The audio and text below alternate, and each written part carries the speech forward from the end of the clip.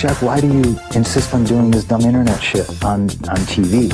I look and see, it's not just me. This place is a fucking joke, man. You're a clown, I quit. So many others have stood where I stand. We are the young, so raise your hand. So many others have stood where I stand. We are the young, so raise your hand.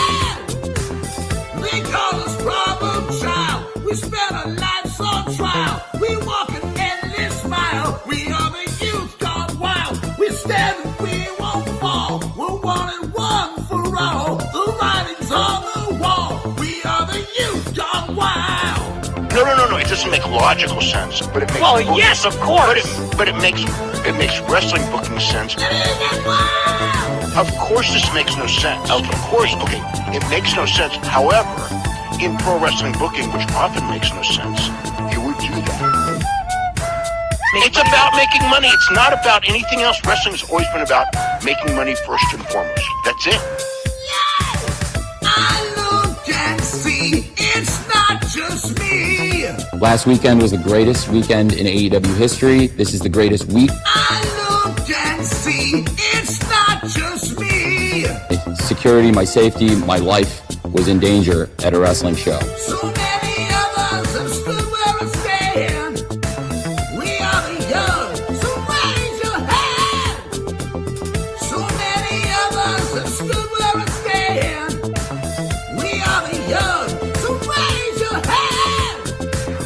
They call us problem child. We spend our lives on trial. We walk an endless mile. We are the youth gone wild. We stand and we won't fall. We're one and one for all. The writing's on the wall. We are the youth gone wild. They call us problem child. We spend our lives on trial. We walk an endless mile. We are the youth gone wild. We stand and we won't fall. We're one and one for all. The writing's on the wall. We are the youth gone wild. Living it wild. Yeah. If you're familiar with how we do things often here on these Wednesdays, it's a lot like one of my favorite movies, Time Cop. What? Fuck you. Fuck you. Yeah! Yeah.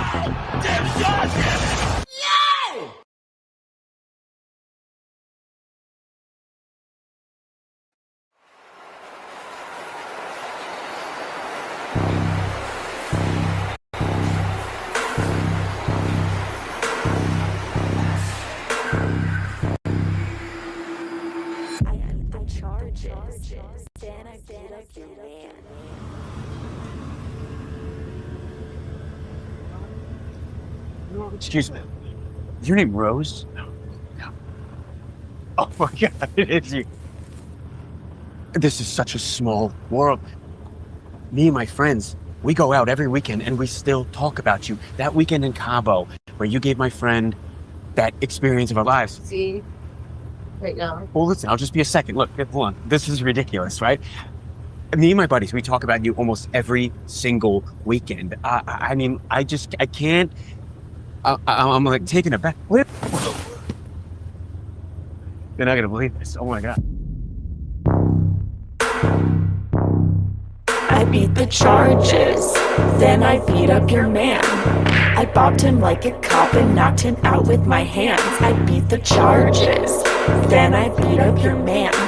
He warned me that the warden might come soon, so I ran. These cuffs are mine no more. My lawyer's such a bore. I made him hit the floor and get down on his knees. I took a little trip to London and Madrid. You wanna see a pic of the places I've seen? Yeah, I got off scot-free and I didn't have to pay any witnesses this time. You know what they say, you gotta spend money to make money. And I spend a lot of money.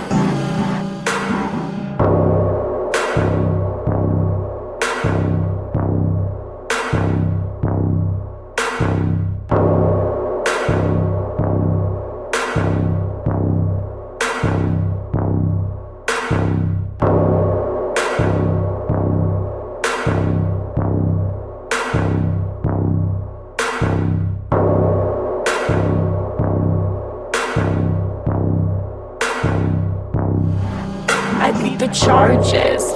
Then I beat up your man. You'll never know if he fought back, but trust me, he can't. I beat the charges. And then I beat up your man.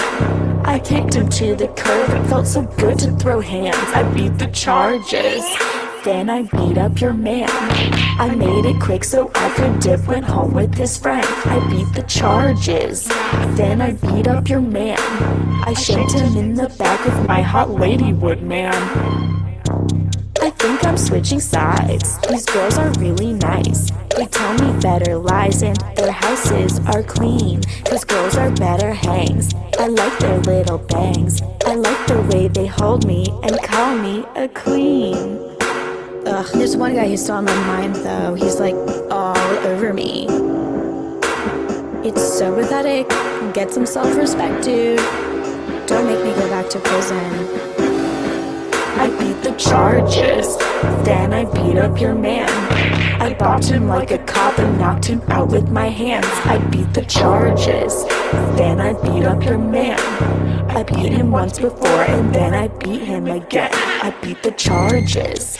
Then I beat up your man. I kicked him to the curb. It felt so good to throw hands. I beat the charges. And then I beat up your man. I beat the charges. Then I beat up your man.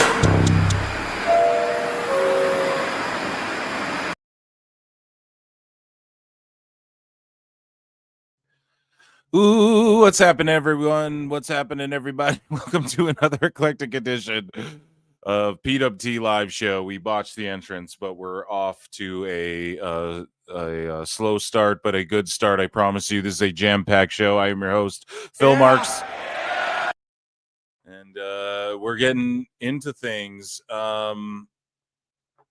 tonight here as everybody files in. Thank you so much for being here. It's Wednesday. We made it. This is PWT Live Show, episode 188. I'm your host, Phil Marks, and we're here to talk about lots of stuff, man. When it comes to TNA, WWE, AEW, we have a beautiful Sicko segment. Dave Meltzer's going to get made fun of a little bit, even though we have Dave Meltzer Dumb Moment of the Week, which goes down tomorrow, live on YouTube. The official segment, which will be spectacular. And yeah, we have updates on Santos Escobar. There's some conspiracies afoot when it comes to TNA and their ticket sales. There's further evidence, that I've been predicting for a while that Collision's going to get canceled and they're just going to stick a third hour onto Wednesdays, or they'll just call the third hour Collision, so that they can still separate the two, and then go, oh, well, Collision's got its best rating. So we're going to get into all of that and more. So as everyone files in, I appreciate you guys tuning in. I appreciate everybody who tuned in for the NXT showdown, the NXT TNA showdown. We were hyped for that. Did it live up to the hype of like Invasion overall? Well, Invasion overall had hype, but it was a letdown. So far, they're just taking their time with the story. It wasn't like a great show, but it was a solid show, and it's just the beginning.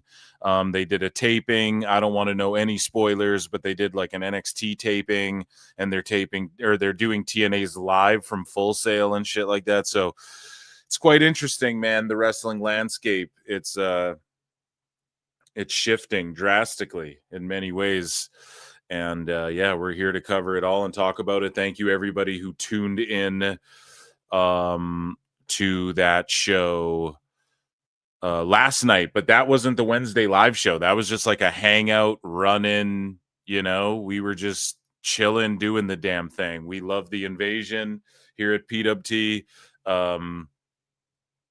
As far as AAA and the Invasion, the showdown, whatever you want to call it, is concerned. We've been hyping that up forever, so we had to link up and do it, just like we did with AAA Worlds Collide. We had to link up and all hang out last night for that. And so tonight we're here to just do a regular PWT live show, which I am incredibly excited for. So what's been going on? guys, make sure you hit like, make sure you hit subscribe. You like Showdown Botchamania? Yeah, I'll check in with chat in a second. People are saying NXT was a great show. Yeah, so some people think that that the show wasn't so great because there was a lot of botches and shit throughout the night, but WWE didn't just take a big shit in TNA's mouth, which is like a massive W for them booking wise, right? And yeah, Title Tuesday was just forgettable for the most part. And shout out Lacey Lane. Like, I'm not trying to knock her or anything, but I just feel like that's a waste to just bring her in to obviously lose like that. I feel like was a waste. But yeah, pretty much we got a lot of shit to talk about tonight. So let's get into it here. As everybody files in, hit like, hit subscribe. You guys can become a member for 99 cents. You get access to Member Monday shows. You can super chat in, consider becoming a Patreon, or become a member, gift a membership, something like that. Run the likes up if you want to support what I do. I appreciate you guys so much. Without further ado, though, let's get into some shit. I'm pumped tonight that I don't have to watch Dynamite while I fucking do my thing. It was really fun watching it head to head. But yeah, I'm excited to just like rip through the stories and the updates and all that good shit. Speaking of memberships, Denisha Lane's been a member for 16 months. Hell yeah, get like D, guys. Let's do the damn thing. Thank you so much. We will acknowledge you here. Acknowledge me. Ladies and gentlemen, we are going to get into a segment. You all know what it is. I'm just looking if anything's breaking live. How you guys all doing, though? I hope you're all doing well. Should I update you on some Phil Marks stuff? So pretty much I've been watching Nightmare on Elm Street, and the fourth one, or the fifth one I just watched, it's a horrendous piece of shit. I got to watch the sixth one next, and then I think it's Wes Craven's New Nightmare. Right? It's like a different universe or whatever. So that's what I've been doing. We're getting in the spooky season. I'm excited for Peacemaker tomorrow. And then as far as pro wrestling, it's been awesome. Well, I mean, as far as WWE, NXT, TNA, that's all been really hitting for me. Even though the Invasion match is like, listen, the Hardys fucked up. They're wrestling Dark State, who are greener than shit. I've shit on Dark State a bunch. I've also put them over. Like, okay, they're kind of winning me over, but I just think the Cutler guy doesn't really fit in their group. And then they just kind of like botch these spots with the Hardys. That's like, come on, man. And I don't know. It was kind of shitty, but like the Hardy party is always fun and all of that. And again, I don't want to see the Hardys like get a world tag team title run on Raw or whatever. But this NXT run is just sort of like, just fucking, they're just going to put another team over, and you just kind of like get their merch on the shelves again, and kind of just in everyone's brains and the younger fans again.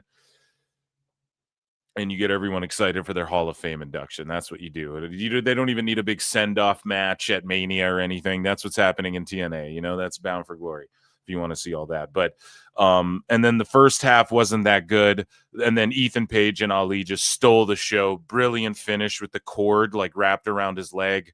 It's just something unique in a day and age where like, and we pointed this out during the watch along if you guys weren't there. But just to reiterate for those who weren't there, the cord around Ali's foot, like in a day and age where people are brawling around the announce table at least once a show, someone's getting tackled into it or thrown into it or whatever, for him to just something as simple as like, oh, my fucking foot's tangled. And then just to take that bump off the top, that's, if you can take that bump, that's when you do it, is in a moment like that. And yeah, Ethan's awesome too. And Ali's just fucking, he's solid. I'm a big mark for him. And then the men's, I just thought the dynamic, like was it the greatest Survivor Series match of all time? Probably not. But as far as just the statement made of Moose and Santana standing there, Santana just pins Ricky Saints clean. I just thought that was crazy for WWE to let it end like that. That was very giving of them. And that's how this partnership helps TNA going into this TV deal and all that. We're going to talk about it. And yeah, so ladies and gentlemen, as everyone files in, there's over 100 of you guys watching across X and YouTube. Just like, retweet, hit subscribe, super chat in, become a member if you want to support all that. I think I plugged all that, right? Yeah, check out the goddamn Patreon, okay? So let's get into some news. That's what I'm up to. I don't know. Ladies and gentlemen, it is time for miscellaneous news.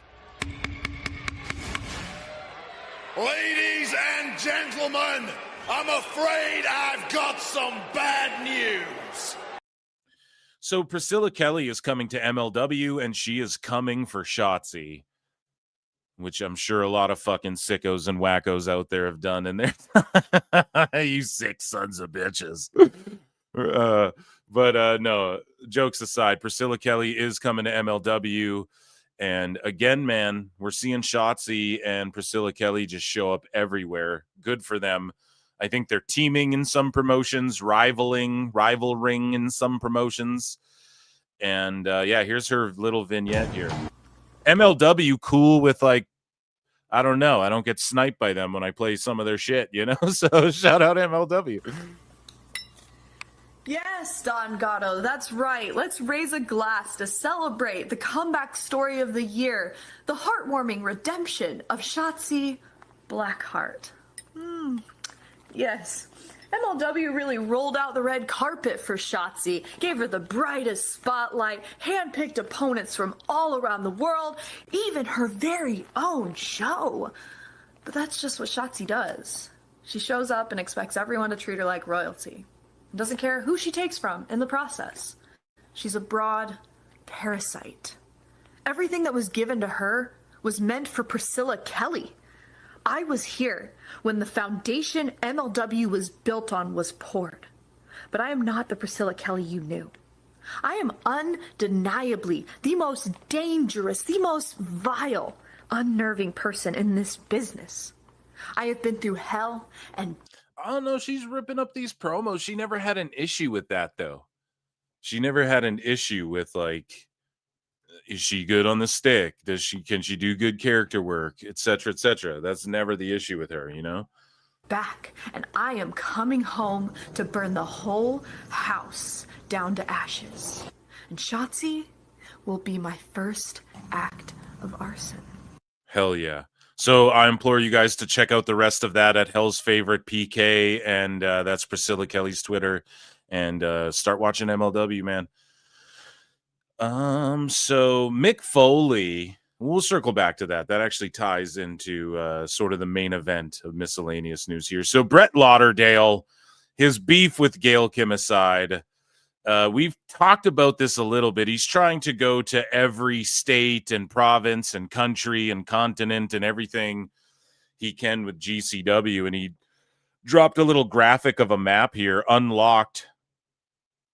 So, I mean, they've been to all these places. I think it's more interesting to talk about the locked, like where they haven't been. They haven't been to Vermont, Idaho, Montana. Sipping on Jack, North Dakota, South Dakota, Nebraska, Kansas, Oklahoma, Mississippi, Iowa, Minnesota, South Carolina. I've been everywhere, man. West Virginia, Maine, New Hampshire, Delaware, Massachusetts. So that's just the states there. Hopefully they knock that out of the park. Let's get wrestling fucking everywhere. Let's get this shit spread like chicken pox on a 12-year-old. Is that when you get chicken pox? I don't know. Maybe younger, maybe older. I'm not sure. I think when you get them older, you die or something, right?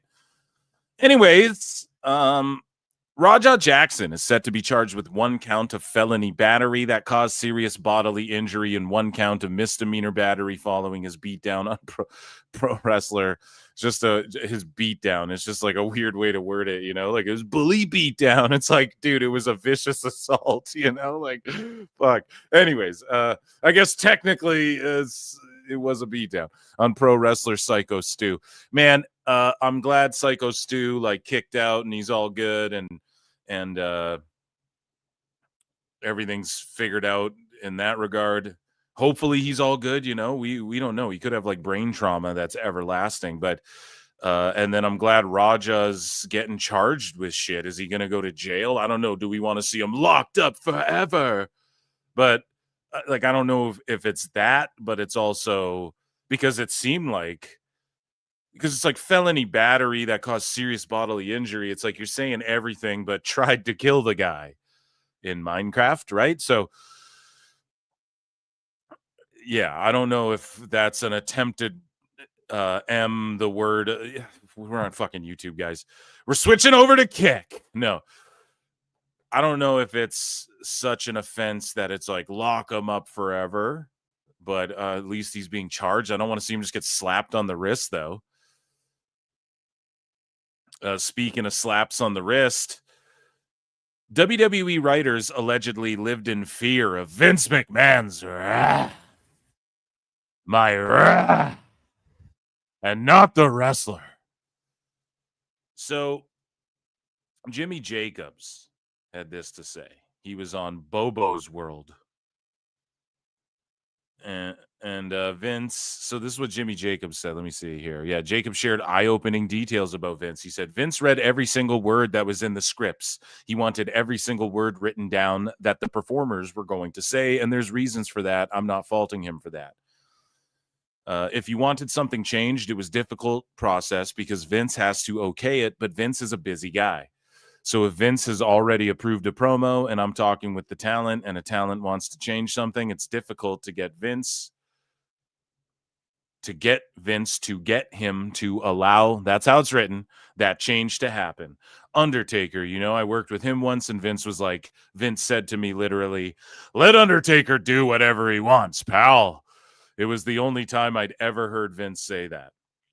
So many people were playing, I've said this before, but it's like they were playing to not lose. Well, why else do you play? Because Vince was pretty volatile. Yeah, I'm volatile. And you were always one weird interaction with Vince away from being in the doghouse. If I say the sky is green, the sky is green. If I say the sky is green, the sky is green, damn it. Or it's at least emerald or something. Walking on eggshells. They're not trying to do what's best. They're trying to do what won't get them called to gorilla by Vince going, why the hell did this happen here? Someone better have an explanation for why this happened here, pal. Or else everybody's fucking fired. Except the girls. You're coming home with me. I just loved not being micromanaged. Yeah. Who likes being micromanaged, So that's what Jimmy Jacobs had to say about Vince there. Carissa Rivera, Elektra Lopez, made her debut on NWA Power today against Kenzie Page. This was, of course, a day ago. And I don't think it's live, right? It was likely taped before. So here's Carissa Rivera, Elektra Lopez. And she got a title shot straight away. I'm assuming Kenzie Page beat her. Kenzie is the best. I don't know. You guys are both tripping out. That's all I'm saying. There's Carissa. That's nice. Look at that. Look at that shot. Ooh, what I think is so interesting. I did. I don't think Kenzie Page is going to stand. And she's nice enough to give this girl a shot. So here's some fucking highlights. Let's go, bud. Oh. Drop kick through the ropes. The Muay Thai knees has her in a plum clinch there. Tosses her to the mat. Double drop kick or pump drop kick to the rib cage and an elbow drop cover. Oh, the sling blade landing on the knees, though. Nice variation. Super kick. Oh, cutter. Hell yeah. So that's the right move, obviously. And good for Billy Corgan and NWA. And then there's Natalia Markova, I want to say her name is, right? And I kept confusing her for this other girl that they had doing backstage interviews before in NWA. I thought this was her, but she wrestles now. But no, she's like a prospect from Russia or something. So big shout outs to her too. And NWA doing the damn thing. I mean, who knows? Maybe they can. Freddie Prinze, if he's trying to get into pro wrestling, like all that shit he was saying, he should maybe team up with Corgan. You know, maybe they could really get some compelling, or maybe there's just too much. Chat can let me know. Is there just too much like bad energies on fucking NWA? So Dark Side of the Ring has been renewed for a 7th season at Vice TV. Again, they pose the question, like, what do you want to see? All of the ones that we name that we want to see every year that they haven't done yet, they're just not going to do. And just don't think they're going to do them. Maybe they just go all out. And like, who knows how many more seasons of this show they're even going to get. We've gone through the list last year, or last time they got renewed on this show. I went over my list of what I think they should do episodes on, and a lot of those haven't got made and likely won't get made. But maybe I don't know, maybe they do, because some of them are like celebrations in a way. I'm not saying Muhammad Hassan shouldn't get a fucking Dark Side of the Ring episode. I'm not saying that I'm not saying that some of these guys shouldn't get them. You know, but like the original Sheik and shit, it was not like he went broke and like he had family around him and shit, you know, like he was loved and he just booked himself on top for so long. You know, he pulled what Tony Khan wishes he could do if he could wrestle, right? So and I'm okay with, it's just like the Sicko segment. Sometimes we kind of put like happy Sicko, like this is just like diehard fans that were kind of, it's endearing and cute. And we're celebrating fandom a little bit sometimes in the Sicko segment. It's like, I get when Dark Side of the Ring takes that approach too. I'm all for that. I'm here for it, Eric. But that's not very fair to not do episodes on some of the topics that have been suggested to you guys thus far. But anyways, I'm excited and I will be watching every single one of them. So Mandy Rose responds to accusations that she is grooming and leading others who have left pro wrestling into like OF and like showing them the ropes, and here's how we'll do collabs. Like Mandy Rose is collabing with every girl who like gets released from WWE, you know? And listen, man, I'm not gonna like, whatever, do your thing, but some of these girls, like how old's Cora Jade, for instance, right? Like Cora Jade age. She's 24. So Mandy Rose is what, 35? So 11 years older. I mean, do your thing, ladies, but I mean, let's hear her take on it. But if people are throwing that out there, it is kind of like, well, you are much older and experienced, and you're like, well, look at me and come do a photo shoot with me and let's collab and let's both share subscribers and fucking, I mean, I don't know. What else do you call that? I guess coaching them? I don't. Anyways, but I wouldn't call it grooming. That seems a little, we're going to get into some of that later in the Sicko segment with some of these fucking, another AEW wacko going, or Sicko rather, going viral on a fucking YouTube channel for something that, I don't know, doesn't reflect too well on their fan base. We'll get back to that later. But Mandy Rose says you're always going to be connected to that stigmatism, which in my eyes is an incredible thing, because all these females that are going to leave NXT or WWE, they're going to see the opportunity to be able to control their own brand and control their entity. They're going to call you for advice minimum, right? They're going to see how you did it. What was your blueprint? How did you do this? At the end of the day, it's a business, and we're all trying to make the most that we can make out of anything because we're all young. Eventually, people want to start families. You want to set yourself up for the future. Yeah, but is showing your ass the way to do that? I mean,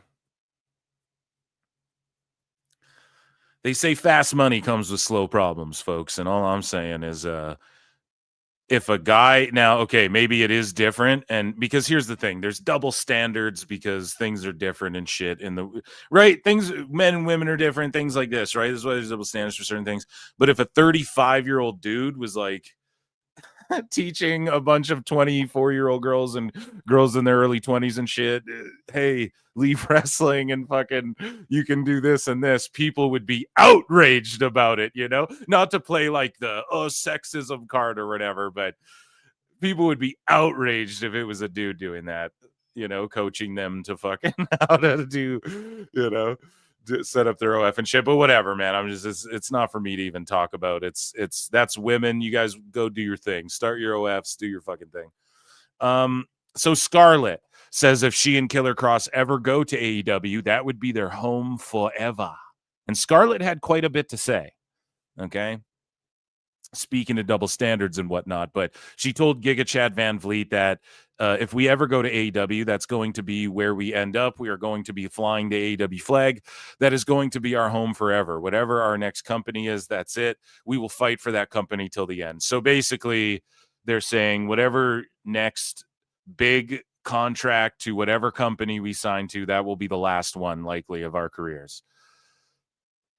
It'll be long-term and or maybe they are wondering why, like Killer Cross said in the interview with Ariel Helwani, maybe Cross is wondering why, because he did say no, like Tony Khan didn't contact, basically. He said it without saying it, and Dave Meltzer's like, well, except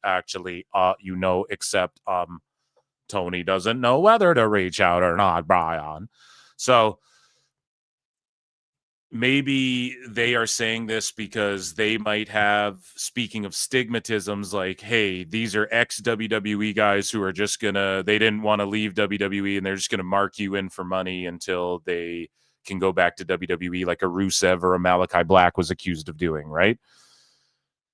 By the you-know-who's, right? So when it comes to Cross and Scarlett, maybe they're just putting that out in the universe, like, hey, we will go to bat and ride or die for AEW if you scoop us up, you know? And some of these wrestlers, like I think Tegan Knox and even Cora Jade thought, wow, I thought I'd get signed by AEW right away. I thought I'd get and then instead you're like doing shows in front of like 25 people, and that's not even a knock. It's just like, okay, you're doing these shows, you're on the grind. Cody Rhodes did that and helped create AEW off the back of like just doing shows in buttfuck nowhere and just grinding the indies out, you know? And a lot of guys, Cardona started doing that and he's making crazy money.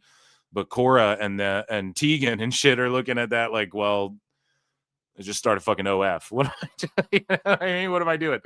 So yeah, maybe they're just sort of putting that out there, like, hey, Tony Khan, if you want us to, like, we'll fucking work for you, dude, and we're not just gonna come and be complacent and be like waiting to fucking jump off the ship and go back to WWE. So anyway, Scarlett says this is going to be our home forever. Whatever our next company is, that's it. We will fight for that company. It wouldn't be fair to Tony for us right now when we're still talking about WWE the way we are to go over there and be like, oh, we're just here to go back to WWE. We wouldn't want to do that to him. If we go there, we're like, no, we're going to make this company the absolute best it's ever going to be, and we'll do that wherever we go. Man, maybe don't be saying this shit out loud is what I would say. I think saying all this type of shit, and this is how Karrion worked himself into a shoot release, you know? Yeah, I don't know if Tony's going to sign them. I don't think Tony Khan's going to sign Killer Cross and Scarlett, but if he does, good for him. I mean, we've seen him bring in Lacey Lane and Andrade, and then Dave Meltzer goes, oh, they're going to bring in Santos, and then that just wasn't the case at all.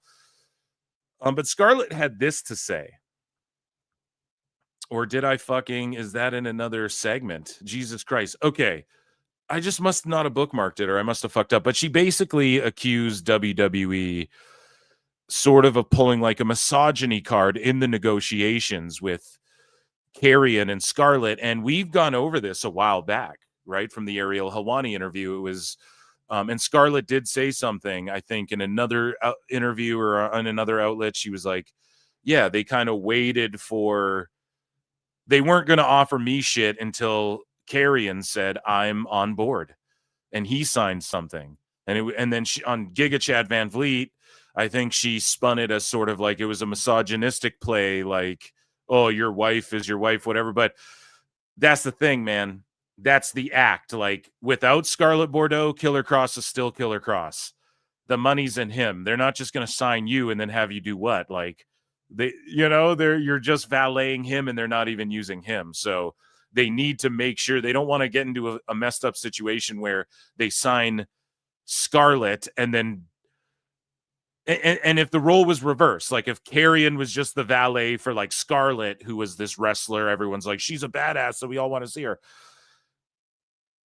I guarantee the same thing would apply. Like if it was Becky Lynch's, let's say she wasn't married to Seth, and it's like, or let's say Buddy Matthews came back and started valeting Rhea Ripley. Right there, perfect example. Let's say Buddy Matthews came back, starts valeting Rhea Ripley. Who are they going to let go in that scenario? Like, they're going to make sure they sign Rhea, and then, okay, we'll get Buddy too. But they're not going to like sign Buddy and then go, oh, if we lose, we might just lose Rhea here. Like Cross is the A side in the equation is what I'm saying. And that's not to shit on Scarlett. I love Scarlett, but I don't think it's misogyny. It's just more of like, well, if we invest in Carrion, we'll invest in you too because you're part of the act. But if you decide to pull a quick one and go somewhere else, I mean, we would rather that than Carrion. And yes, it is sort of a negotiating tool. Like, yes, we'll sign your wife. You got to sign though, okay? And we'll keep your wife on the road with you and shit. Like, isn't that what you want? And that is sort of like accommodating the boys in a way that, if you think about back in the day, I don't think that would happen. Yeah, we'll make sure your wife's on the road with you too. Like they make sure everybody's wives and girlfriends and husbands and boyfriends are on the same shows and shit. I don't know. I think he kind of fucked that up, and I'm not giving her shit for trashing WWE in any way. Like that's her perspective, but I just think it's like, you got to really look at what just business wise. I don't think it had anything to do with that. Again, if she was the A side of the equation, they would have been like, no, you need to sign. So it is what it is. They'll show up in AEW, I bet, eventually, just not like right away. And if they do, then whatever. So The Rock shares a message on Instagram thanking everyone who has watched The Smashing Machine. Husey hit me up and told me that this movie was really fucking good, and it sucks that it tanked at the box office. Again, I talk about this on my Phil Marks Out channel, where I talk about pop culture and shit. You guys can go subscribe to that if you'd like. It's over on YouTube as well. And I make like top 10 lists and watch movie trailers with friends and shit. But Husey was telling me this movie rules, and it sucks. I talk about this a lot. Well, a little bit, I guess. I don't have too many videos over there yet, but it's the theaters are inflated and shit. Like everything's inflated, but the theater business, just for how much it costs, like people have to pick what movie to go see, and that does affect the box office. And then you have streaming, which is completely changed. Like sometimes movies do shitty at the box office, do unreal numbers on streaming. And sometimes these movies do unreal numbers on streaming to where they get a mini theatrical run. And sometimes those flop and don't work out. And sometimes they work out well. So the whole movie business has changed, but people are wondering like why so many movies are shitty. And they do say like Hollywood doesn't do anything original, or there's no good dramas and stuff like this. But they make a drama, they make a biopic about Mark Kerr. There's a brilliant documentary about all of this shit. The Rock like recreated scenes shot for shot from this fucking documentary about Mark Kerr. And from what I'm hearing, did so brilliantly, and people don't go and see it. Why? Because they had to go see Weapons. They had to go see fucking, there's all these like hitters coming out lately. And unfortunately, this A24 movie just kind of gets looked over, and it kind of bombed at the box office. But I implore everyone to check it out. I haven't seen it either. I'm not going to lie. I haven't gone out of my way to go to the theater. I've been working a lot. So it's definitely on my list of movies. And yeah, Husey said it was awesome, and he brought that up as well. He was like, you know what, Phil, like these movies, people need to go support them. They talk all this shit about, they want good dramas, and then people don't go and support them. And it's so true. Not saying that this was going to be like the next Titanic, but it's like, God damn, this should have made a return, and The Rock, now the stories come out too, because The Rock can't help himself. I took a pay cut to help my co-stars. It's like, why the fuck are you saying that? You know, don't say that. You're like diminishing them, but that's that Hollywood bravado, fucking tough guy, fake tough guy, Vin Diesel shit. Like the reason him and Vin Diesel, it's just there's still, even though The Rock's trying to be like a hippie, artsy actor guy now, man, there's still little inklings of that. You know, they had to put it out there. Well, I took a huge pay cut, you know. Well, don't even say that. And then the rumors could just be like, well, The Rock's probably how much he got paid is why the movie, it didn't make any money. They were lucky to get The Rock in that thing. I'm sure it got a lot of eyeballs or Will and Street or whatever, right? I'm sure it did as good as they expected. That could be the narrative, but instead The Rock's ego, again, gets in the way. I digress. But yeah, he thanks everyone. I'm not trying to shit on The Rock here, but he says, from deep in my grateful bones, thank you to everyone who has watched The Smashing Machine. In our storytelling world, you can't control box office results, but what I realized you can control is your performance and your commitment to completely disappear and go elsewhere. And I will always run to that opportunity.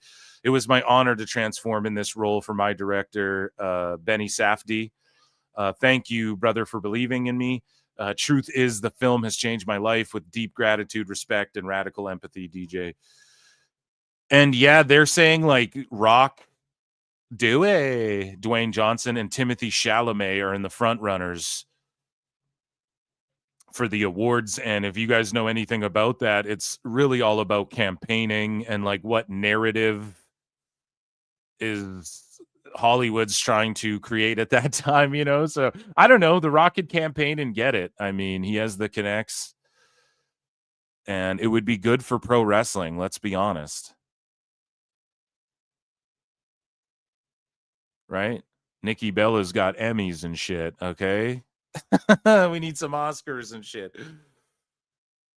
So speaking of movies, Ringside News poses the question, who would you like to see portray Mick Foley in a biopic, right? Biopic. And so Mick Foley is the subject here, but Paul Walter Hauser was on TMZ's Inside the Ring. And he reveals he's been approached to play Mick Foley here. So he says, Have It To Be isn't really about which wrestler I'd want to play. It's more about the writing, but I have been approached about playing Mick Foley. I actually think he would crush that one. That might be a good one. They haven't played Chris Farley. He was solid as Mole Man. He's super funny as Stingray and Cobra Kai. I like Paul Walter Hauser. His wrestling takes are a little like, okay, we get it. You're friends with fucking Tony Khan and shit. We get it, bro. You know Jeff Jarrett and shit. But I digress. We'll get to that in a minute. He says he was approached about playing Mick Foley. Really, I've also been approached about playing Jim Neidhart. Nah, maybe if it's just like an in-passing thing. Like, the Hart Foundation, like in one of those Iron Claw movies, A24 pictures, the Hart Foundation, and it's like Paul Walter Hauser's Neidhart. Okay, I'd run with that, but in an actual movie about a wrestler, maybe not Neidhart, but Foley for sure. I think he would kill that. I just got approached last week about playing a new wrestler, which I won't name out of respect for the project and the people involved. But yeah, people think of me for wrestling stuff because they know I'm into it, and I do it as long as the story is good and I get to really do something with the character. And then also we talked about it. Kenan Thompson is developing a Macho Man film. And unfortunately, man, they were going to get Chris Hemsworth to play Hogan, and that whole shit got blown up before Hogan passed away. And I just think that would have been fucking awesome. I think Hemsworth would have knocked that out of the park too.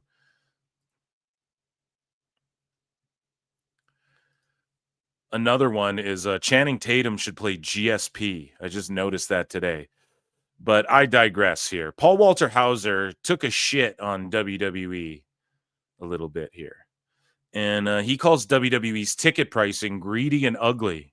And I was like, bro, you just did a fucking movie with Pedro Pascal for Marvel. So I don't No, but he says times are tougher than they used to be, but the prices are going up.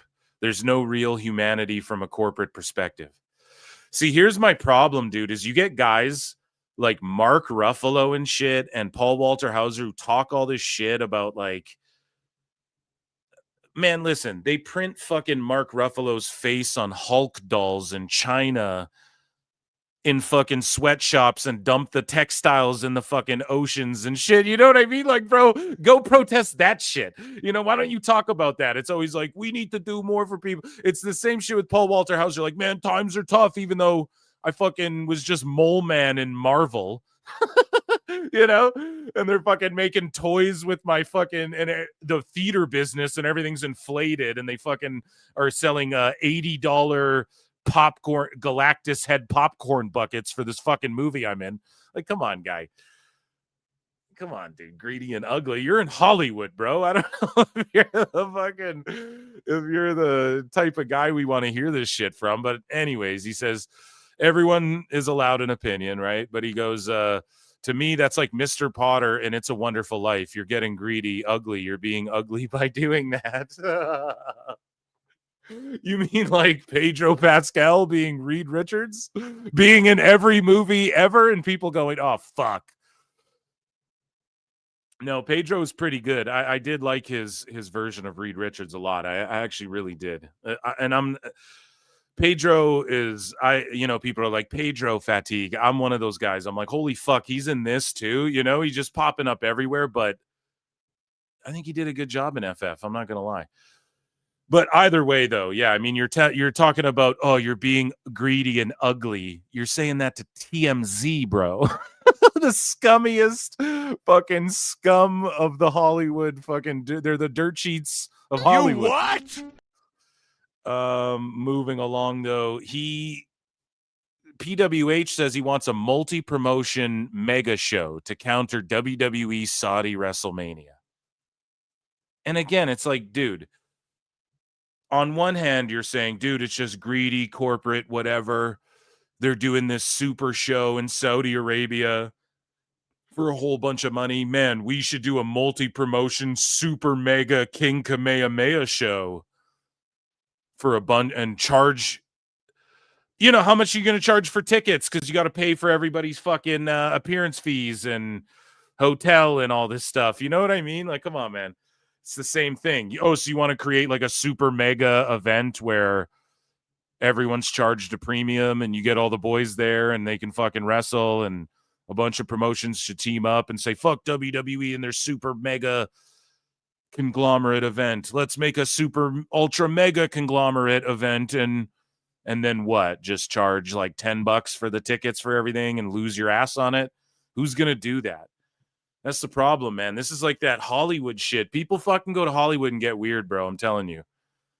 You start making money, you start fucking losing touch with like reality and like normal people, normal everyday. And I get it. You're like, oh, it's real tough out there. Come see me in Fantastic Four, where fucking tickets now to go see a movie is you're spending $100 flat if you're taking a date or taking your wife out to the movies to go see like a new one, like one that came out that week or the week before. You know what I mean?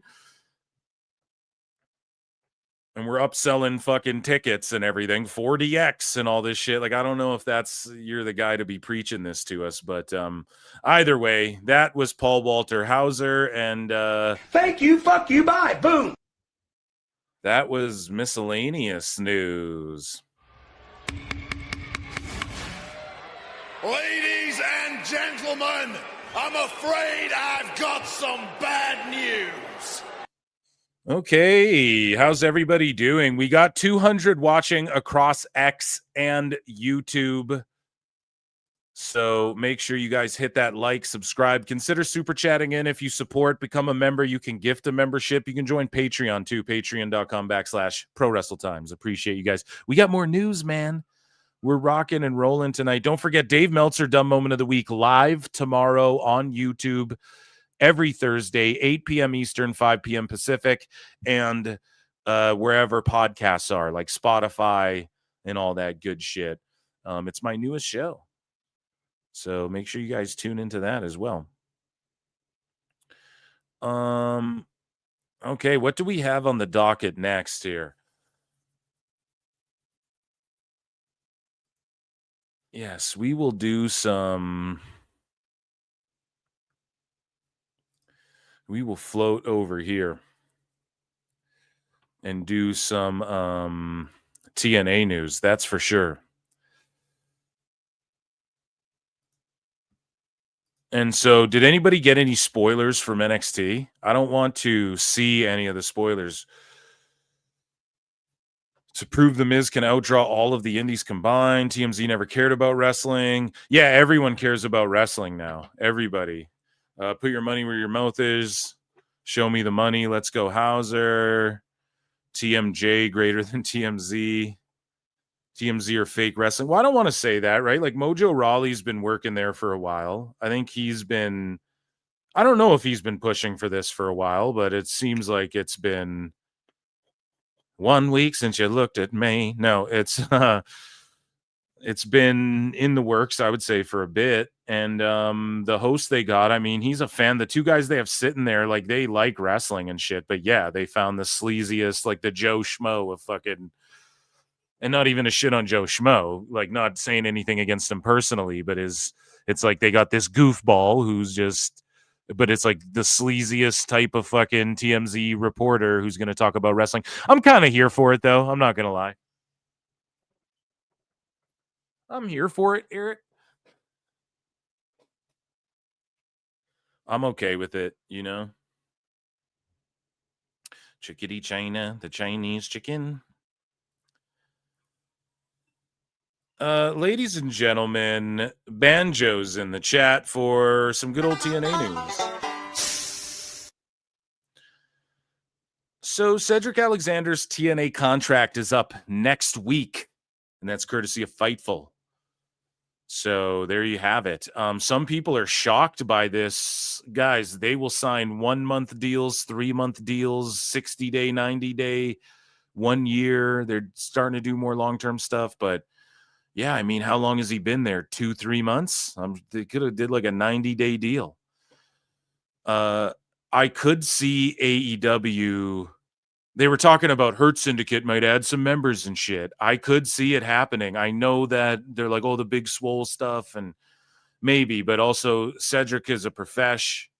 MVP's like, let's make this money. I think people would like it. He'd just be another guy there, but he was also very prevalent on the TNA side. So maybe WWE, maybe TNA and him are discussing and they're going to work out a new deal. We don't know. Maybe WWE's like, hey, we'll have you back here in NXT doing this, or we'll keep you in NXT, TNA, AAA, whatever. Maybe they have a plan for him. Who fucking knows? But shout out Cedric getting that money, doing his goddamn thing, raising his stock. I don't think going to TNA hurt him at all. Should he go to AEW? I don't know, man. I'll just say the same thing I said about Santos and everyone. Sure, if you can and get some money and shit, if that's what your focus is. But if you're like, no, I want to work like Escobar, we'll talk about in a little bit. He didn't want to go anywhere. He just wanted a creative direction. Give me a plan. It ain't even about money, dude. The money's good. I'm good here, bro. I want to be a WWE superstar, but like, what am I doing? And that, again, man, wrestlers in a weird way, they are artistes as well. And they're also athletes. So they want to compete and they want to show off their art and their skill and all that shit. And at some point, and Eric Bischoff's explained this too, like at some point when you're paying people to sit at home, and at first you're like, oh, that's awesome. Like I don't got to bump around and shit. But then at some point you get the itch like, well, I want to get on fucking TV. I want to do this thing I trained to do. I want to entertain. I want to fill that void. So shout out Cedric, man. He would be a great addition to Hurt Syndicate, I guess. Like they're on Dynamite every week and shit. Why not? They're on TV every week. They're having matches and shit. Why not, man? I could totally see that. Multiple TNA contracts are set to expire after Bound for Glory. And that's courtesy of Fightful. Fightful always has like the scoop on TNA contracts. You know? Steve Macklin shares his thoughts on TNA Wrestling's partnership with WWE from a talent's perspective. And on the Mark Hoke show, Steve Macklin says, let's see where it goes. I think as a talent, you can only control what you can control. And that's above our pay grade in a sense. That's up in the higher echelon of, I guess, the promoters, bookers, investors, all that's taken care of on that end. Carlos Silva is the one that deals with all of that now. That's his job, and I don't envy that, but I also love to throw him a few ideas here or there, like, hey, this could possibly happen. This could be an idea.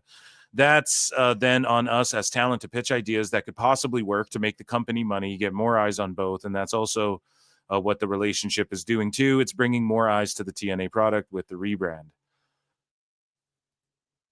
Yeah, so again, you don't need to blow this partnership to death to just be like, yeah, you know, it's a good thing, but we're focused on TNA. That's what all the TNA guys are doing really well, other than maybe Moose. They're kind of just focusing on them, though. And that's going to prove to be major W's here as we talk about some news. Again, Phil don't miss when it comes to some of the shit we're about to talk about. So Mickie James announces that she chose Lisa Marie Vaughan, a.k.a. Victoria or Tara, to induct her into the TNA Hall of Fame. Let's take a watch here. Incredible historic moments together. And that would be our dear friend, Lisa Marie. I've asked her, and she was, you know how Lisa is. She's so, I'm like, oh, Yeah, mush pot. oh, She acts all tough, but you think you were emotional. Oh, that is bravo, Mickie. That's a beautiful. I was honored. It was so funny how that also, because nothing happens like smooth and like whatever. But incredible. Yeah, that's awesome. I wonder who the most baller shit TNA ever did, though, was Ken Shamrock going, why doesn't The Rock induct me? And then fucking they had The Rock send in a video to induct Shamrock into the Impact Hall of Fame. That was the gangster shit TNA ever did. So TNA star confirms departure from the company. So just to back up what we were saying a bit, or pardon me, no, this is another person here. So fucking Laredo Kid is officially done with TNA for now. The former TNA digital media champion has confirmed his departure from the company. Thank you for everything to this great company and my family. I appreciate your tremendous support. I hope to return to work in the future. We're on a new path. I wonder if he will be like signed up by WWE for AAA and all that shit. I could totally see that. But Laredo Kid is a name that I know Tony Khan would mark out for and be like, oh, he's great. I really need him on my show. So yeah, the mass exodus of 2025 continues through TNA. So here we go. Here's Jeff Hardy just being an awesome fucking dude. And a POV, you tell Jeff Hardy why he is the reason you got suspended from elementary school. Jeff Hardy, what's up, man? Hey, I ain't gonna lie. You're my favorite of all time, bro. Like elementary school, I got suspended because this girl was talking shit about wrestling, saying it was fake. So I hit her with a swanton bomb, and then she deserved it. And then she deserved it. She didn't sell it, so I hit her with a twist of fate. Like, come on, bro. I'm for real talk. But how do I pay to get a? But yeah, let me get a shirt, and you got one of those 8x10s. So here's the key reason why Bret Hart previously turned down a TNA offer, bud. Well, you know, Hulk Hogan, you know, when, you know, it's just that when Goldberg kicked me in the head and that, you know, I was a real worker then. And in TNA, they brought in some of these guys, you know, like Warrior and some of these other guys, you know, and Hulk Hogan screwed the boys. And so I said, you know what? I can't go work for that TNA. So on the My World podcast, Jeff Jarrett explained, well, let's read this. He revealed that while he and Hart were close and had multiple conversations, Bret Hart never fully committed to TNA because he was holding out for a WWE return. Jarrett explained that the plan was never for Bret to wrestle, but to give the TNA brand credibility and specifically endorse AJ Styles. Maybe instead of Ric Flair, they would have went with Bret or something. Is that the same timeline, or were they just trying to give all the legends over there to AJ? And Jeff Jarrett said, me and Bret are buddies. We had a good working relationship, and kind of what he's done. Look, Bret, nobody expects you to wrestle. Okay, how can we get you involved? I say that to say, when I heard WWE advertised Bret Hart and Shawn Michaels coming together in 2010, my gut was right all along. Yeah, dude, that aligns. So maybe instead of Ric Flair, they were going to stick AJ with Brett. He never wanted to commit to us. At the very end of the day, he always had hope and optimism that he was going to go back to WWE and everything was going to be all right. Dude, Brett was so heartbroken by fucking Vince having to break that contract and shit and having to go to WCW. He says every time we would kind of get serious or close for one reason or another, it was off. All you got to do, it's a natural kind of storytelling situation. You get to a match, Angle versus AJ with Brett as a special referee. Could have told multiple versions of that, heel or babyface, etc. So there was discussions there. We also found out Brock was seriously talking about going to TNA as well. I think that's kind of old news though, but we have like TV news, okay, when it comes to TNA here though, okay? So, one WWE production source, this is according to Fightful. Let's take it with a grain of salt here. One WWE production source expressed concern that the new numbers and data from the Nielsen TV ratings changes could be used to negotiate against TNA as they try to land a new television deal. TNA's Carlos Silva said that such a thing hasn't even been brought up to TNA during negotiations and that they have an important call this week to keep wheels on their possible upcoming deal is going. An important call this week to keep wheels on their possible upcoming deal is going. Wait, whoa, what happened? TNA during negotiations and that they have an important call this week to keep wheels on their possible upcoming deal is going. Okay. So Carlos Silva's like, that's never even been brought up to us. I don't think it's a factor yet either. I don't think, why would it be a factor yet? You know, like the new big panel data, Nielsen ratings and all that shit that Dave Meltzer can't seem to grasp, but everybody else can. I think they have to track the trends of it. And I think one way you do that is put TNA live on Thursdays and see how the fuck they do, which is seemingly what TNA's set to do. And again, man, I don't mean to fucking say I told you so, but where's the drop? Just in from Phil Marks of PWT. He says,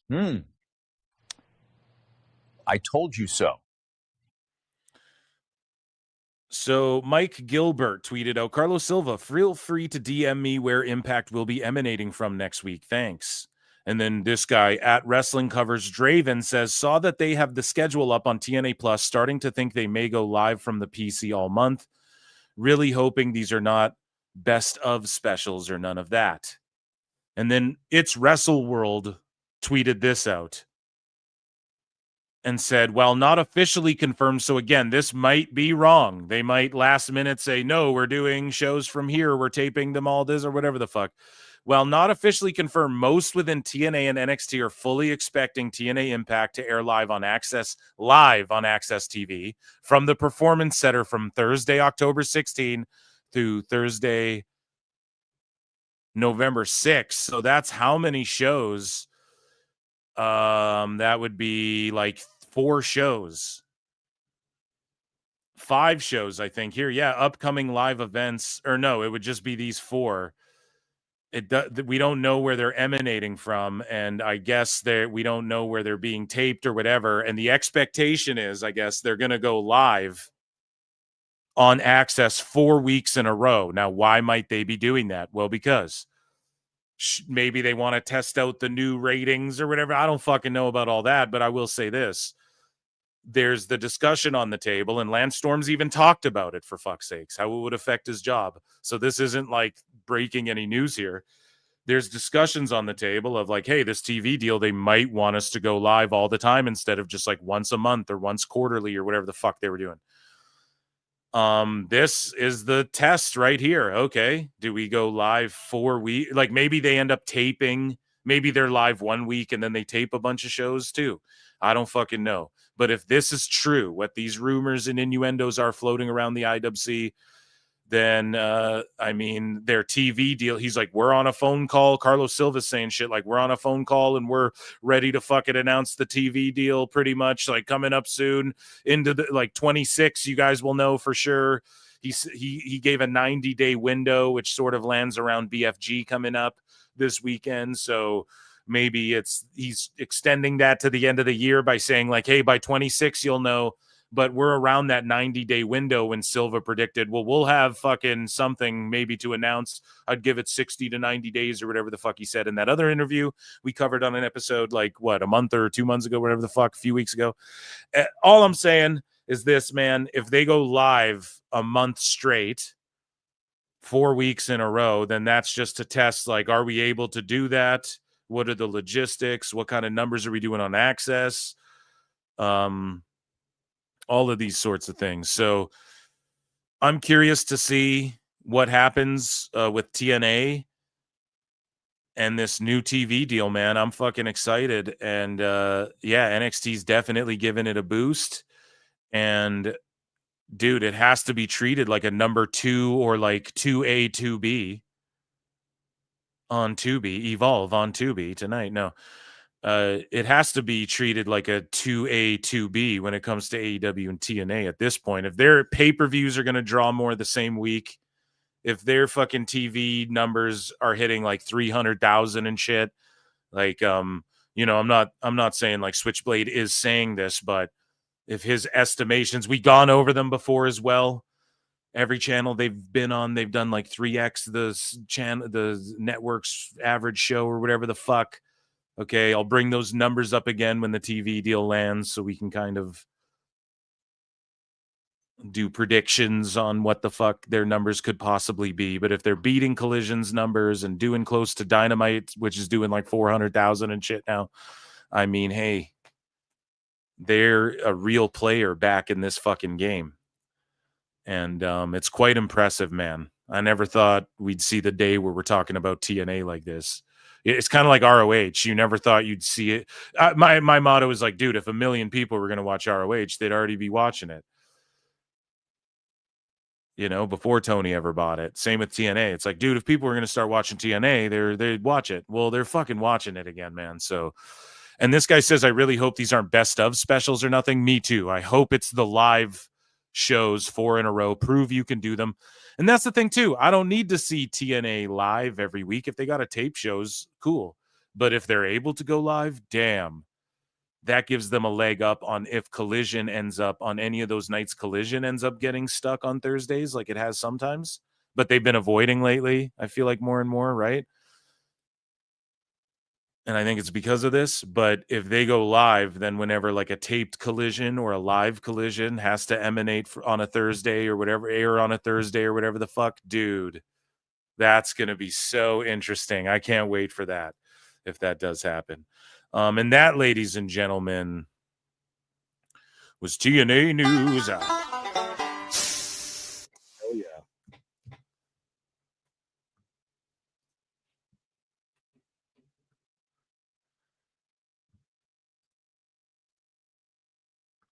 But yeah, I'm super excited to see like the sickos versus the TNA holes, and then the fucking wackos can just lay in the cut and argue amongst each other over like Raw and SmackDown and shit.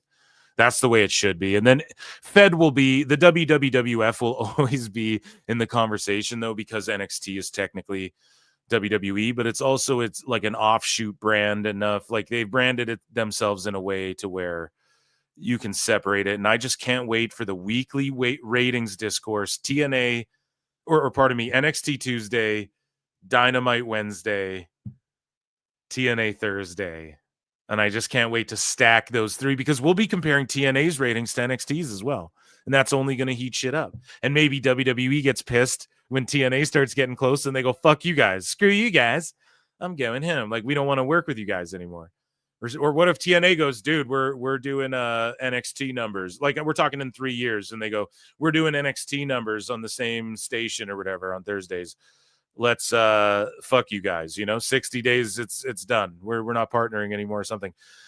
I'm so interested in the next like 5 years, or WWE just fucking squishes TNA if they get out of line or something. Again, it could get interesting, but yeah, they're in the mix.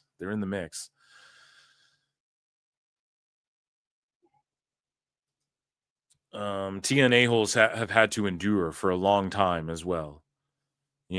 that shan't be forgot, that they've had to endure for a long ass time, a lot of abuse. The Sickos maybe have endured a lot. Here's the thing. The most abuse comes towards WWE just because they're the largest and they've been around the longest, etc. However, TNA got beat up bad. Like Ring of Honor fans didn't get beat up that bad as TNA did for a long time. And then AEW, I think, gets it worse than any Fed ever. But the problem is that they fucking begged for it. Like they had all the goodwill. Like everyone was on their side at the beginning. And then it turned into everybody fucking turned on them. And that's sort of because Tony Khan's antics and the Bucks and Jim Cornette being proved right as far as like how these people operate and shit, Ed Brown has been a member for 18 months. Acknowledge me. Thank you for 18 months of membership. Guys, if you're on X, consider subscribing over on YouTube or hitting like, retweet, or whatever. Guys, you can super chat in, become a member like Ed Brown, gift a membership, join Patreon. That's how you support PWT. I appreciate you all being here, man. And thanks everybody who tuned in yesterday as well for that run-in. I had a blast watching those shows head to head. But honestly, like, I was way more hyped for Invasion than I should have been. But it's all good. For Showdown. Once it got switched to Showdown, I should have known that it wasn't going to be like as high. And I'm not trying to shit on the show, but I was like PLE vibes, and it was realistically just like a solid episode of NXT, And people shitting on the botches, it's like, man, that's what NXT's for. Like, they're guys like Dark State are supposed to be botching. That's how you learn. They just shouldn't have this many eyeballs on them and shit. That's the problem. That's the problem. Developmental needs to be way more hidden than it has been the last, like, I want to say decade. So...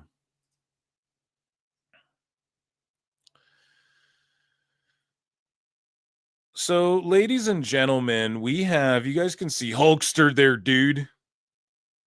We are going to do some WWE news. Need to drink some coffee.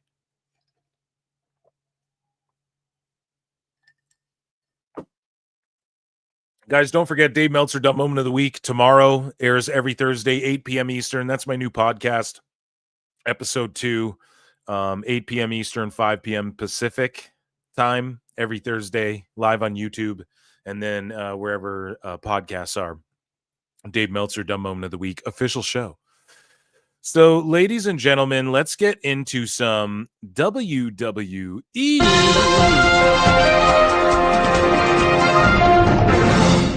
There's been some hilarious Twitter trends tonight that are just... Nobel Peace Prize is trending in Canada. I wonder why. Speaking of Nobel Peace Prize, Sandman, who deserves one, if anybody ever did.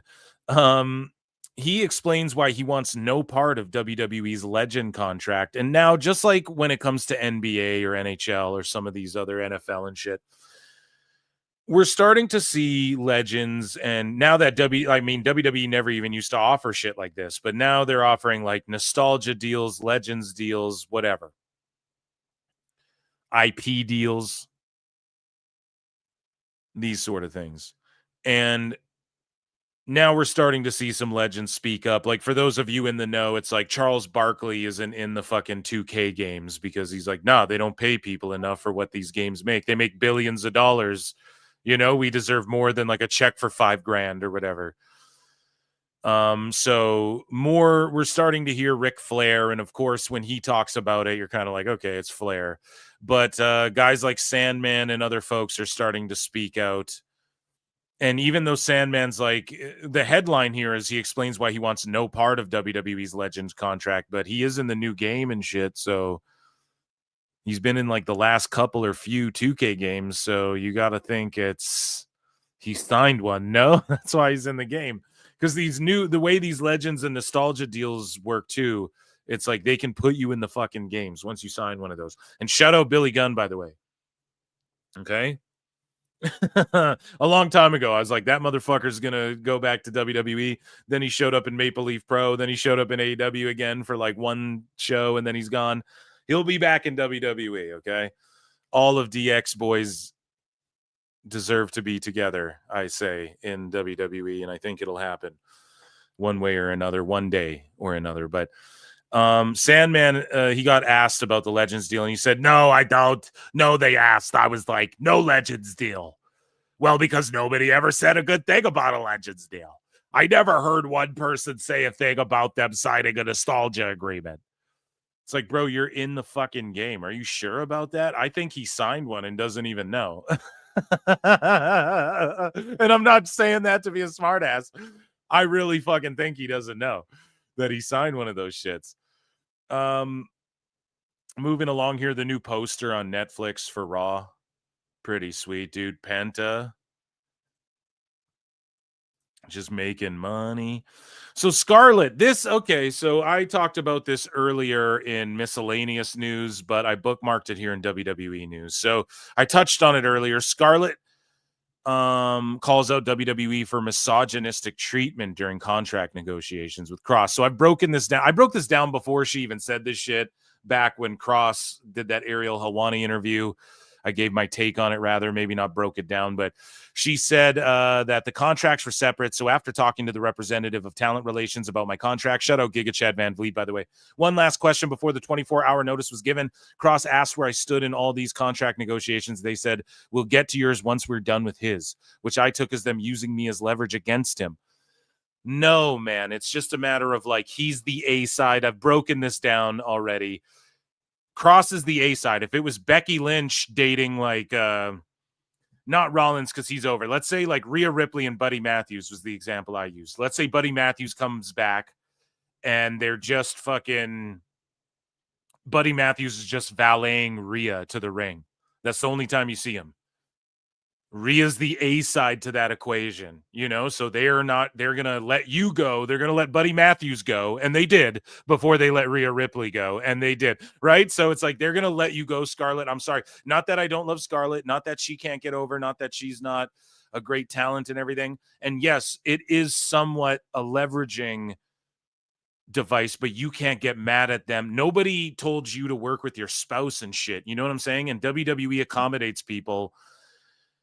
Like, how many people get the not to some people it sounds like a nightmare, but how many people out there get the luxury, if this is something you want to do, of working with your significant other, if that's something you want to do, especially in the entertainment world and pro wrestling, where it's like a lot of people marry other wrestlers, a lot of wrestlers marry wrestlers because they understand the grind, they understand what you're going through, you know, day to day and shit. I just think it's a matter of he's the fucking A side to the equation. Like, they need to keep Cross. If they just keep you, who are you just going to valet someone else? They're not going to have you wrestle, like, other than apart from house shows and shit. So I don't like, you just got to look at it that way, I guess. I don't know. That's my analysis of that. Your Buddy Matthews is what I'm saying. She said, I feel if he had agreed within 24 hours, they would have offered me something. Yes, 100%. 100%.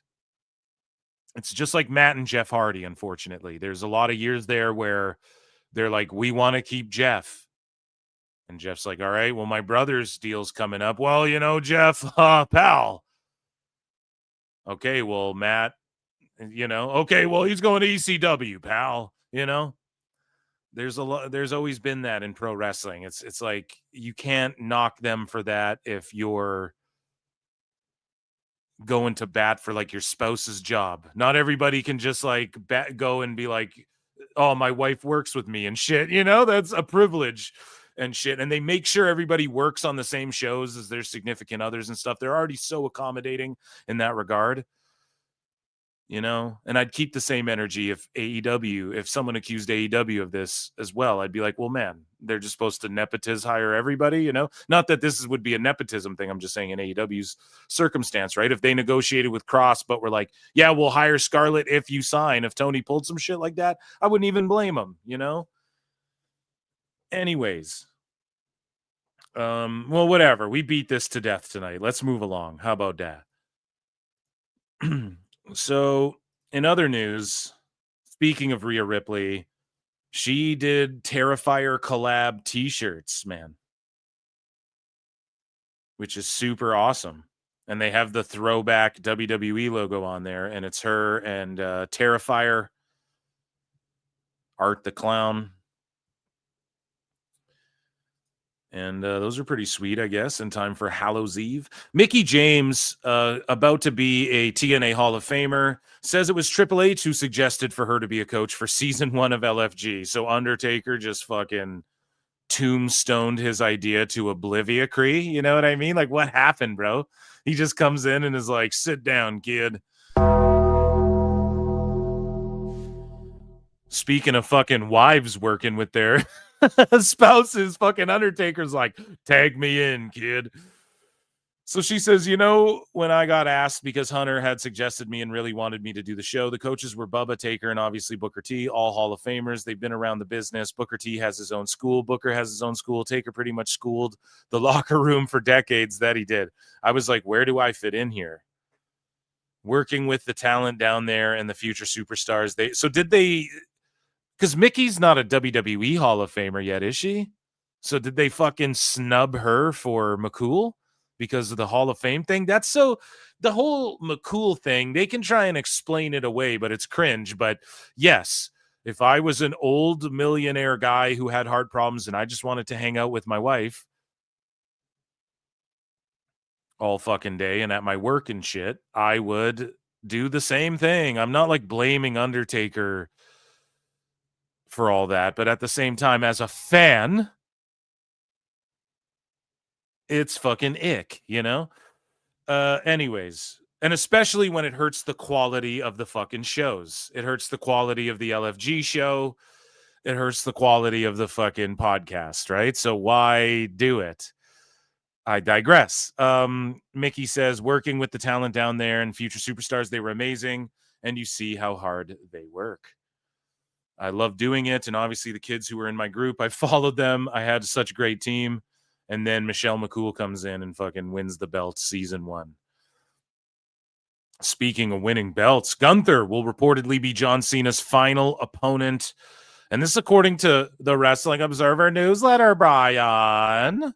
So take this with a grain of salt, because poor people don't like AEW.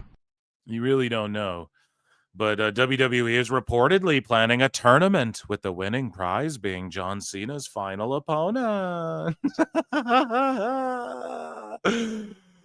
Maybe. I don't not like that idea. You know, that's a cool idea. But at what cost, though, is that the only sucky thing with Cena is that he can't be like, if he just whips out my career on the line, we all know the last date. So, and they could use that element to swerve us, but then it just feels cheap and slutty, you know? So the last match has to just be like the last match. It is Cena's last match. So, okay, it's like an honor to give it to someone, a tournament winner. Maybe that seems very Tony Khan-ish. Right? And then they just did the King of the Ring and whatnot. But I guess, you know, there's a few months in between there. It could work. It could work. I'm not even knocking. If that's just Dave's fantasy mark booking, I'm not knocking that. I'm not knocking Gunther being the final opponent either. It should be someone that Cena's going to put over. But it should be somebody who... I fear Cena's very, very, very last match will be him just putting someone over super strong like he did Brock again. Now, not with just a brutal beatdown like that, but It won't be a long match. This AJ match is going to be like one of Cena's greatest matches. Like how him and Sammy snapped on that SmackDown. Cena's going to do that with AJ. This is going to be like, you don't want to miss this fucking AJ match. This will be, I bet Cena just lays it all out there. And then come what? He has December, I think, will be his final match. So he's not going to wrestle again before December. There's no way. He'll do promos. I think he has 4 appearances if you count Crown Jewel. So the December match, Gunther, a tournament. Cena sets up the tournament himself, and he goes, I hand select everyone. Ooh, that would put everyone over a little bit.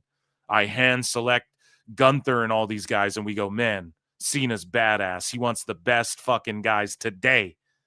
He wants the best guys in the world today, dude. Cena's a fucking ledge. And then he lays down for whoever it is. Jacob Fatu or something. That'd be fucking awesome.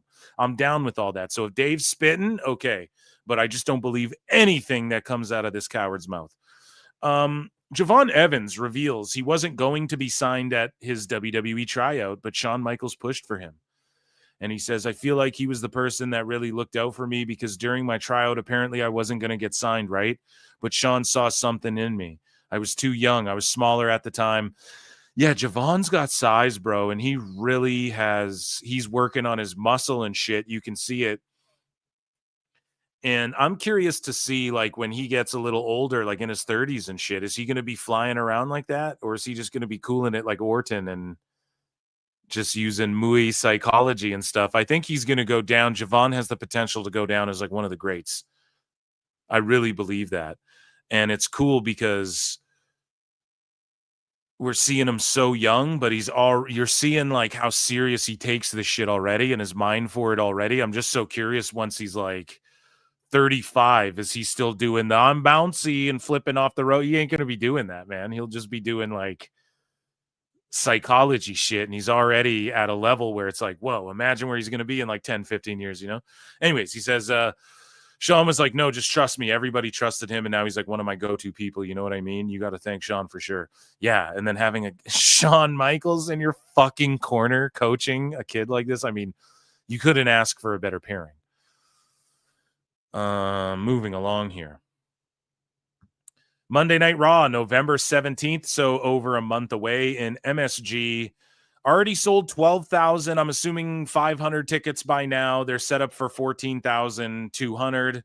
And like Raws are doing double AEW pay-per-view numbers, ticket sale-wise. So I don't want to hear about Nielsen, Big Data, Key Demo. They're watching on Max. I don't want to. The Netflix numbers are down. I don't give a fuck.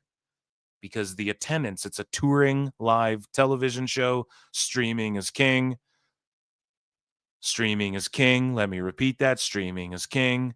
So it's live viewers plus the minutes watched throughout the week, plus all the social media views, plus their historical content they've uploaded to Netflix and fucking plus the, it's all of that shit you have to factor in these days. And they do.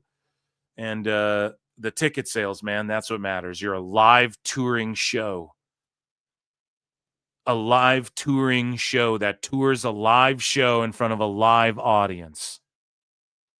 So I think the live audience ticket sales are the best indicator, especially when the prices are what the prices are, and they're doing fucking insane bananas numbers. Every time they do a 6K for a SmackDown, once a month they do like, 6K at this SmackDown, and then the sickos, 6K fed in the mud. Guys, TNA outsold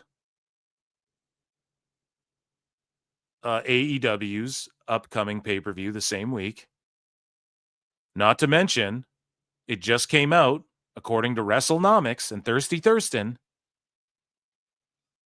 that Tony Khan papered the fucking house and they lied about the attendance at All in Texas. Again, what I tell you guys, leading up to that event too, I told you guys, they're fucking papering the house. Like there's evidence of it. We're hearing rumors of shit. Like people who were there, I'm getting DMs from people saying they're handing out 6 tickets a person and shit. And then I just said, whatever though, it's Carney Wrestling. Let's not get hung up on that. Boom.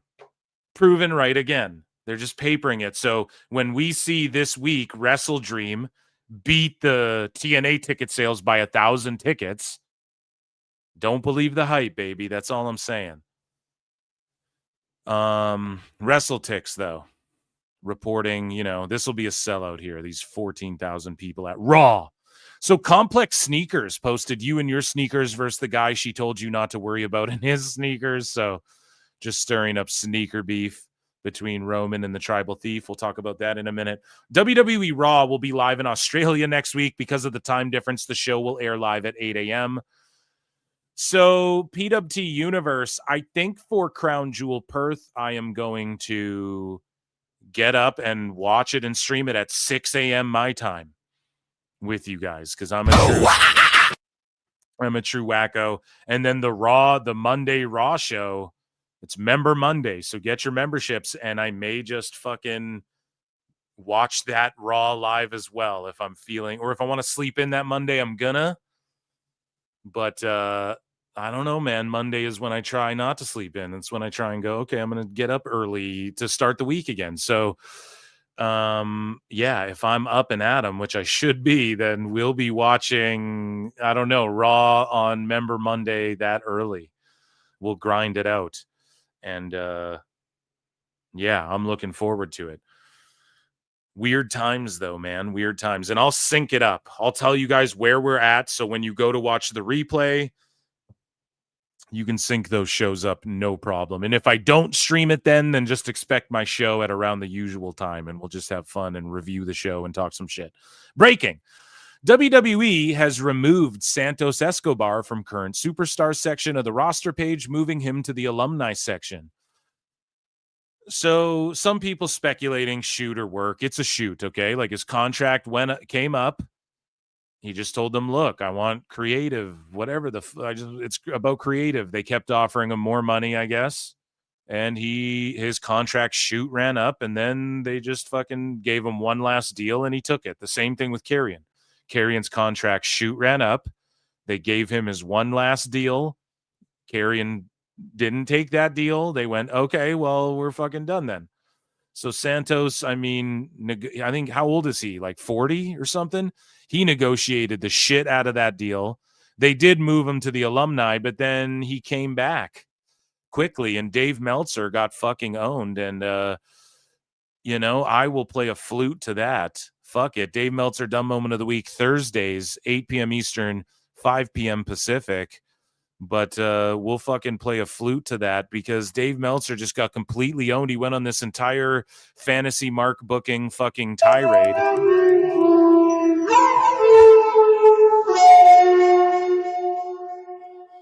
about how Santos Escobar is multiple sources said they've expected he's going to go to AEW for some time. And do you see how Dave tries to get people hired? So he shits on Andrade.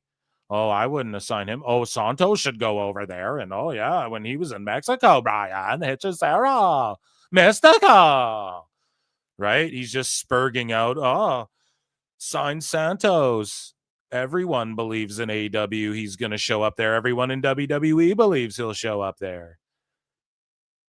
So they're just feeding you bad information, or you're just lying and making it up and trying to get people jobs and shit. And you're a fucking idiot. So Escobar re-signed with WWE after his contract expired. Totally normal thing to happen. PWI, Mike Johnson reports that just what I said. He fucking re-signed. There's nothing more that needs to be said. Dave's a fucking dumbass. Okay?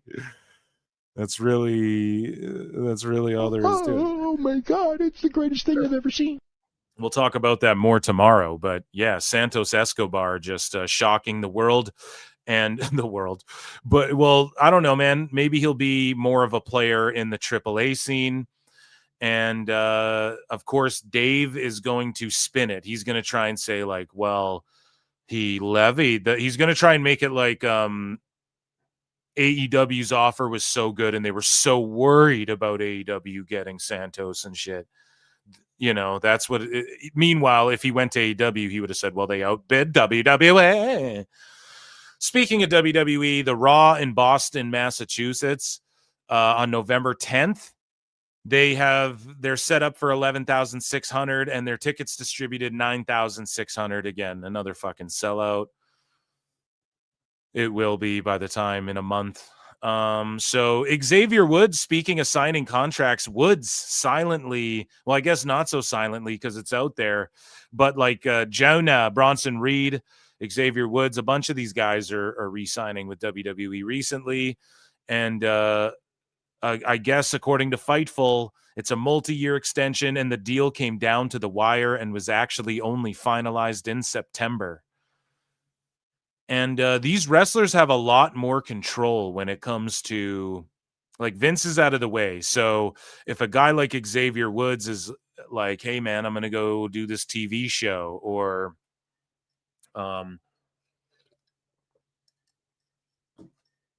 like Braun Strowman was going to do a TV show, they just fucking released him. They just cut him. Like, well, fuck it. What are we paying you for? You're not wrestling. You're going to be taking off all this time. So it's the same thing now that Vince is out of the way. There's a lot more opportunities in Hollywood for a lot of these guys. And also you leave it down to the wire because AEW. Yes, AEW could offer you more money. And yeah, there's some guys, like, could you imagine if they lost 1/3 of the fucking New Day they already did with Biggie? They're going to lose another third in Xavier Woods to fucking AEW or something just because Tony's a money mark? Like, nah, you don't do that. Xavier Woods, New Day are legacy characters in WWE now. You know? They are guys that they are legit one of the greatest tag teams of all time. And they brought back the fucking Freebird rule and all this stuff. Like, you can't, they're just staples of, they're classics when it comes to WWE, you know? Speaking again of WWE, well, we are doing WWE news here, dummies. Yeah. But Netflix numbers for last Monday's episode were identical to the prior week. So what are we going to say? Go watch the last show, you know? Number 7 for the week in US, 8 globally, 2.3 million viewers, 4.5 million hours viewed even. Everything was the exact same as the week before. SmackDown, though. And we do need to criticize WWE a little bit here, but there's a lot of sports ball going on all over the place right now. And I don't know what's on Fridays and whatever. I'm watching wrestling. I can't wait for SmackDown every week, but the numbers were way down in the US. Now, who knows how it did if you're just looking at international Netflix? I don't fucking know. And again, is this all doom and gloom? No, but a lot of criticisms of SmackDown have been like, okay, what's going to be the tag match main event? There's going to be a tag match main event. Julia's not really, and Kiana James aren't really hitting over there. I'm sorry. SmackDown's just, compared to Raw, it's just not. And again, ebbs and flows, and they switch back and forth. Not long ago, we were saying SmackDown was the better show, but it's almost like Nick Aldis is just parodying fucking Teddy Long at this point. It's just like, okay, there's going to be a tag match. Playa, holla, holla. And it is what it is, man. I don't know if there was a game on or something else, whatever. I'm not here to make excuses like Meltzer. I know a lot of people. I don't like to do any of that. Same with like TNA when people are like, well, football's on Thursday, or with Raw when people are like, well, Monday Night Football. Fuck all that. People are going to watch what they're going to watch, and millions of people watch fucking football. So just stay in your lane. You know, you can survive staying in your lane. It's going to affect you every fucking year. WWE's been doing it every year. Raw's been on fucking Mondays. They know. They used to get moved for fucking dog shows. You know, they know what they got to deal with every year. Everyone just deal with football or the basketball game or the fucking MLB playoffs or whatever the fuck.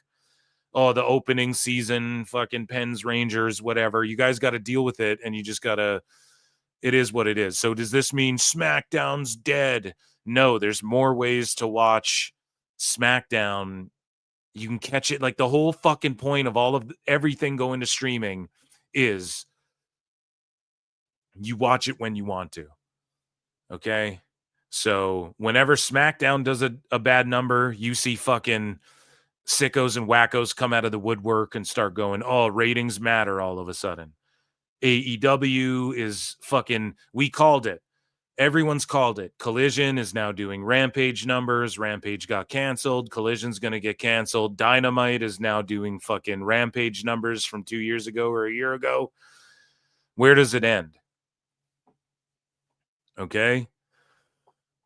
SmackDown's not in that territory yet, although they scored its lowest 18-49 rating in show history for a first-run episode, tied with an episode that aired on 28/22 on FS1 for last Friday's episode, which was the second week where the rating was scored using the Nielsen Big Data plus panel methodology. So now Dave is melting down. Well, you know, it's a disaster for wrestling because it exposes the truth.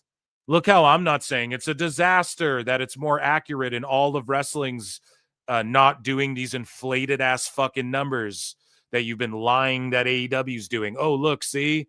Got to take it on the chin, everybody. You can't tell me wrestling's not hot, though. You can't tell me WWE's not hot. I don't care if it does a million. Every show's selling out. Tickets are through the roof. Hollywood would never change their schedules around to accommodate wrestlers. Now they are. Fucking TMZ's covering wrestling. Fucking Ariel Helwani's show is half wrestling now. Fucking everybody's jumping on the pro wrestling train. You got fucking Drew Barrymore talking to Cyndi Lauper about wrestling on her show. You got fucking wrestling's in again. And WWE in particular. Okay? And all this does is show that Dave has just been way off on his numbers, and fucking AEW's doing way worse than everybody. Well, WWE is too. Not really, because Raw's on Netflix doing the identical fucking numbers. It's the exact same as last week. So it's just cable and network and all this linear fucking television. That shit's dead. It's dying. Cord cutting's real, all that shit. Dave Meltzer wants to be like, I called cord cutting. Every fucking buddy did ever. But Dave is such a dumbass that he's been, again, trying to make it out like if you factor in streaming and cable, they're beating Raw. Meanwhile, Dynamite is doing Collision numbers now. Like, how long is this shit going to be on the air? I think their last ditch effort is they're going to tack the third hour. And we're going to talk about this in a bit in AEW news. I think they're going to tack Collision on as a third hour to Dynamite every week. And then they're going to still call it Collision, though. And then they'll separate it, and Dave's going to go, oh, well, Collision, if you look at the last 4 quarters, it's doing its highest numbers since in the last few years, even though it's on a completely it'll be right after Dynamite. Because and then that way it doesn't tank the Dynamite rating. Because having Dynamite be a 3-hour show, it tanks the rating.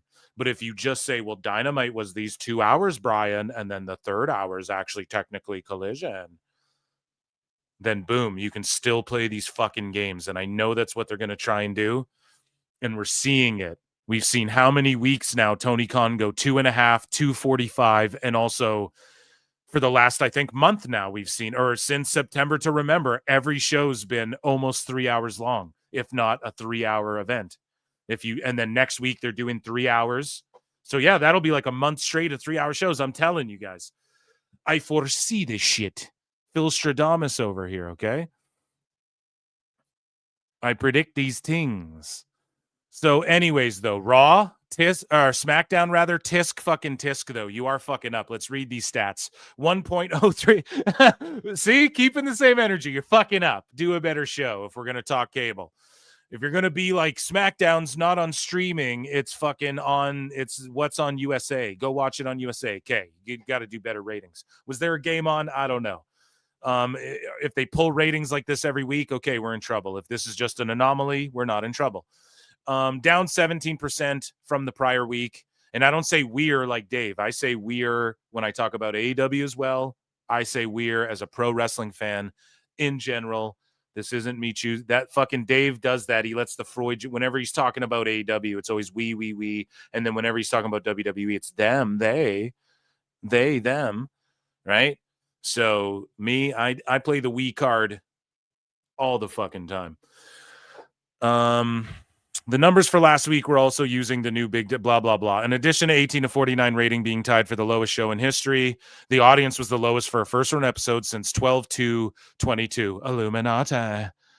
If you add 2 plus 2 plus 2, that's 6 plus 2, that's 3 6s, the devil, Illuminati. No, on FS1. Despite the record low rating, SmackDown still ranked number 4 in primetime on all of television. So there you go, in the 18 to 49 demo. And that's not a lie.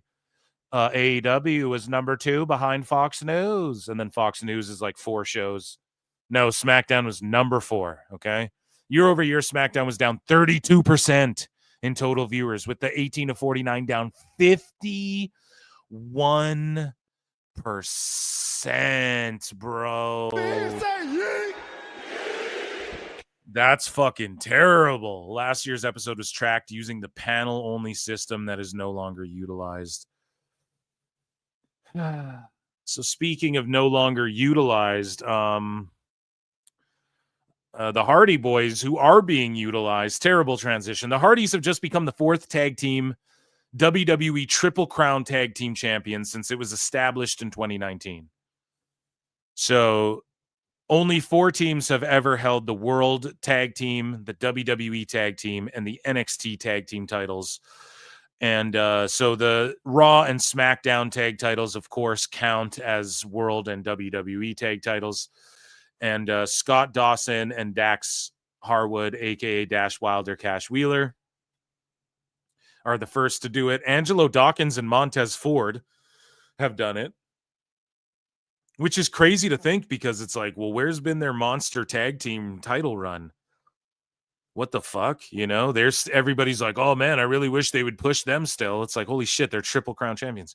The New Day, Kingston, Xavier, and Big E, whatever rotation, have done it. And then Matt and Jeff Hardy, dude. I mean, shout out the fucking Hardy Boys. That actually rules. That actually rules that they were able to make that list. And it was awesome that the Dudley Boys were there watching their match. Speaking of the Dudley Boys, on Sirius XM, Busted Open Radio, and on Busted Open After Dark, Uncle Bully talked to Blake Monroe about why she signed with NXT over AEW and reinvented herself as Blake Monroe. Why did you decide to come here when it seems like things were going really well for you over there? Yeah, I mean, I had a fantastic experience and I did things I'm so proud of and cherish, and I did everything I needed to do. I feel like I told a great story. I feel like I made people feel something, and it's time to close that chapter. And it's time to start a new one and like getting a new name and a whole new experience. There are so many women here. Like, women's wrestling is very important in WWE. And that's something, as a woman, like, I want to be a part of. And just, like I said, all these different matches and possibilities, for me, it was a great deal. And it was just a challenge. I want a challenge. If the decision was up to you, would you have kept your prior name, or would you have liked to No, change because if you're familiar with my prior name, I feel like it was the end to a story. And I cherish that. And I feel like it's kind of cool that, like, she died almost, and like that's done. And also, I can't turn back time, so I never really think about it. But Mariah is my real name, and I wish I never used it in wrestling because it's weird. But I did it, and I can't change it. But just the chance to start something new. And I feel like, you know, with WWE, it's like, hey, we're going to make this new thing, and we're going to make it a megastar. And I feel like week by week we do that. And yeah, I love it. And it's also a tribute to my niece. Thank God she got the fuck out of AEW. Best guys, Tony Khan. Thank the Lord in heaven. So Santos Escobar, we talked about this earlier. He came to terms on a new deal with WWE, and as a result, he's back with the company. WWE management considered Escobar's creative concerns as such, made him a sizably larger offer than any other previous overtures. So maybe they just offered more money and then we're like, and we will have a plan to you by the end of the week. Like, we'll give you an outline or something. There you go. It's all part of the show, baby. Bronson Reed talks about how the Tribal Thief shirt was changed because of a copyright issue. So this is on WrestlingNews.co. On the Battleground podcast, Bronson Reed addressed the story behind the Tribal Thief t-shirt and why it went away briefly. He's like, there was some copyright infringement stuff there that they had to remove the shoes, which is fair enough. I get it. The shop features only the Tribal Thief logo without the signature shoes. Yeah, well, because they're fucking Jordans or whatever, dude. Michael Jordan's like, dude, you're gonna have to run me some fucking scratch for that, you know? You're going to have to run me some shekels for that. So WWE is reportedly said to be undergoing creative changes to their team to improve the overall product. Road Dogg is to remain head of creative on SmackDown, but there are set to be additions to the team to make the show more enjoyable moving forward. That's courtesy of bodyslam.net. Who knows if it's true or not, right? We don't know, but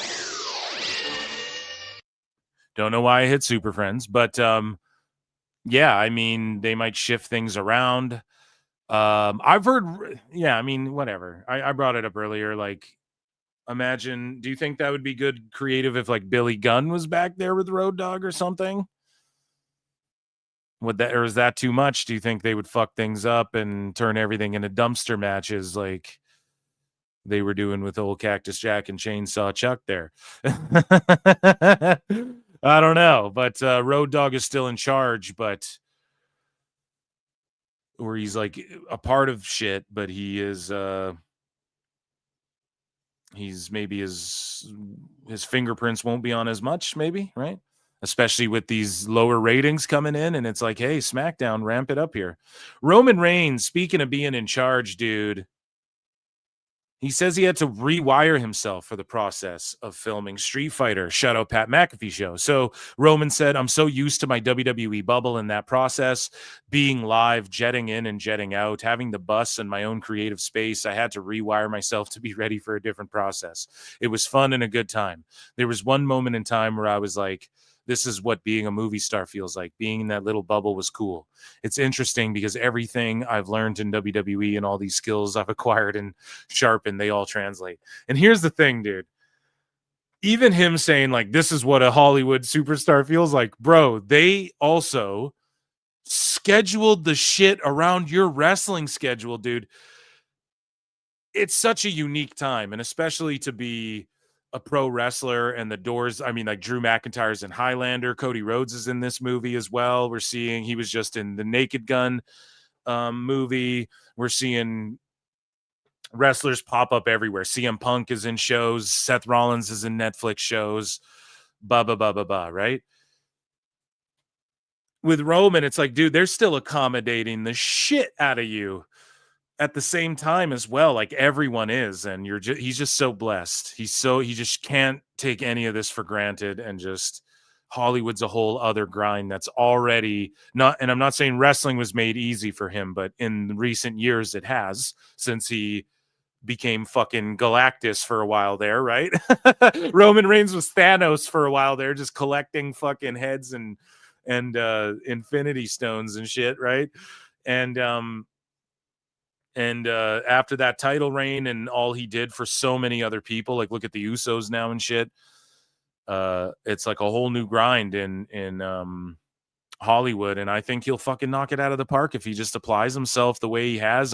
I'm curious to see if he does Akuma well.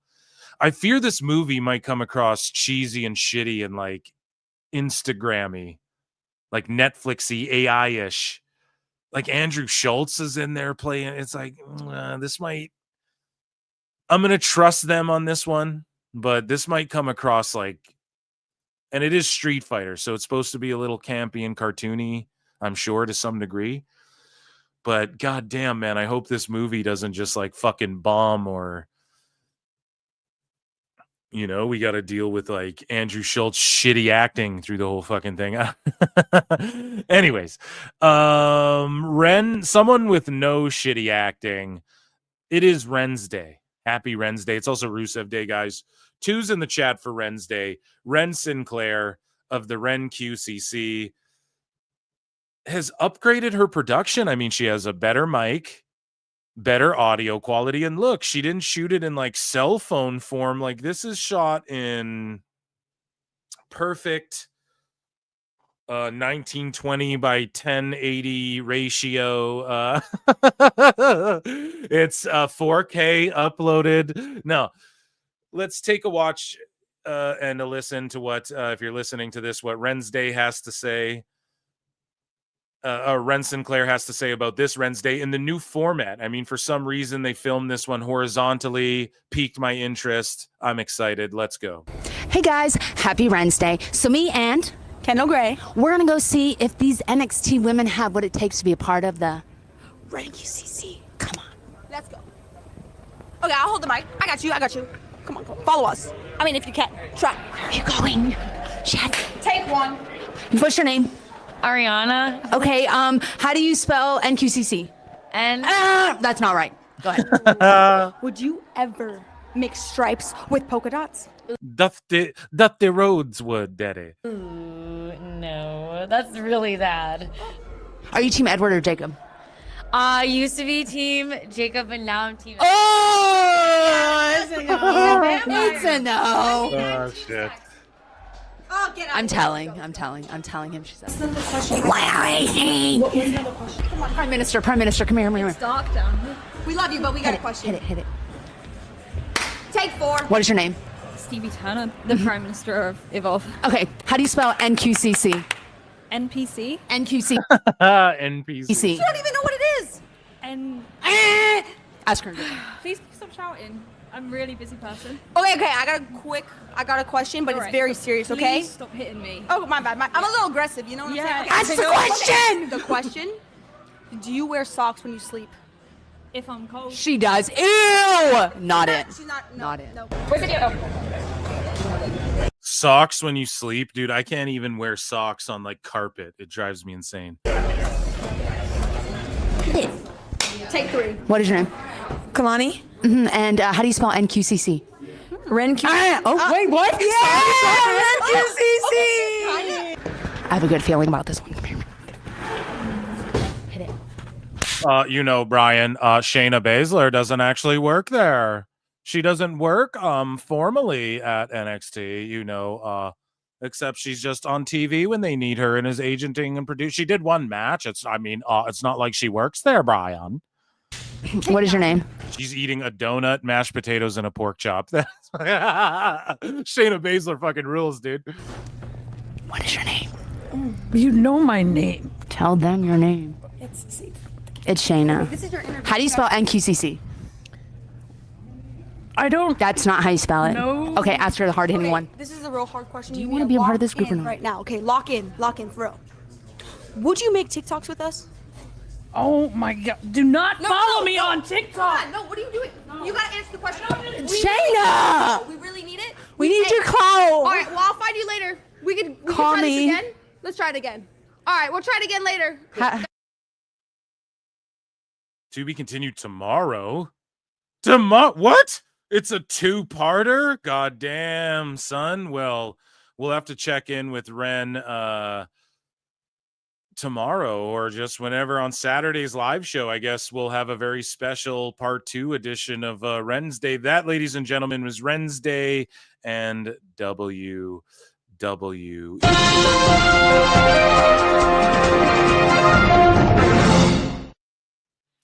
So let's check out chat here. Okay. I did know.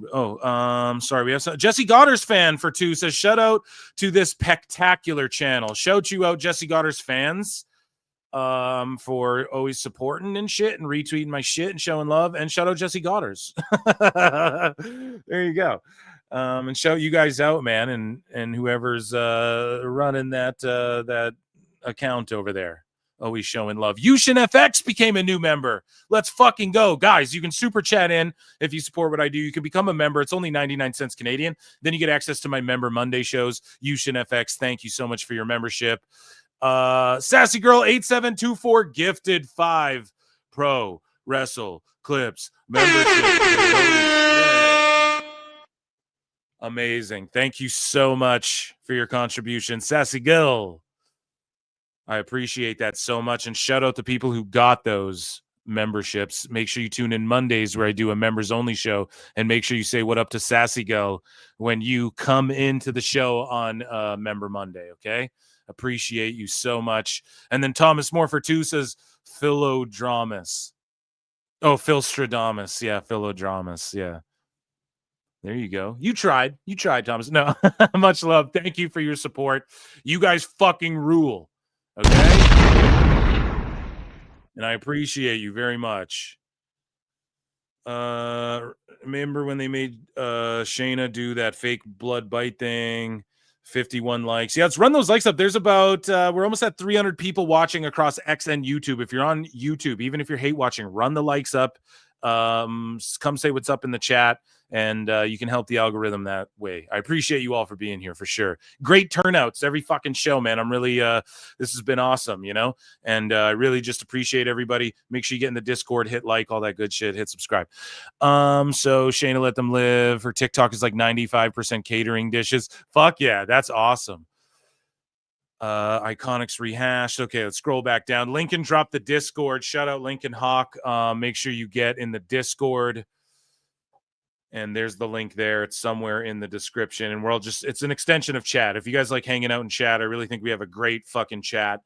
And yeah, it's just more of that in Discord. And I just update Discord with like everything first, pretty much, you know? And member shows, and then Discord, whatever I'm doing, you know? So, Chris Walski, thanks for doing it friendly Aussie time. Hey, Aussie, oi, oi, oi. I'm getting up on your time for Crown Jewel Perth. I'm going to get up. It starts at 6 a.m. my time, so I'm going to get up like 5:30. Throw a couple eggs down my throat and off to the fucking races. Oh. So throw a fucking hash brown or two down my throat. So Tony Khan's been trending for a while. Why? What happened? I have to sleuth X for a second while you guys chill and chat or update me. Here we go. Okay, so we have some stuff for guys. Dave Meltzer, Dumb Moment of the Week, my new podcast, every Thursday live on YouTube, and then immediately after it's uploaded to wherever podcasts are at.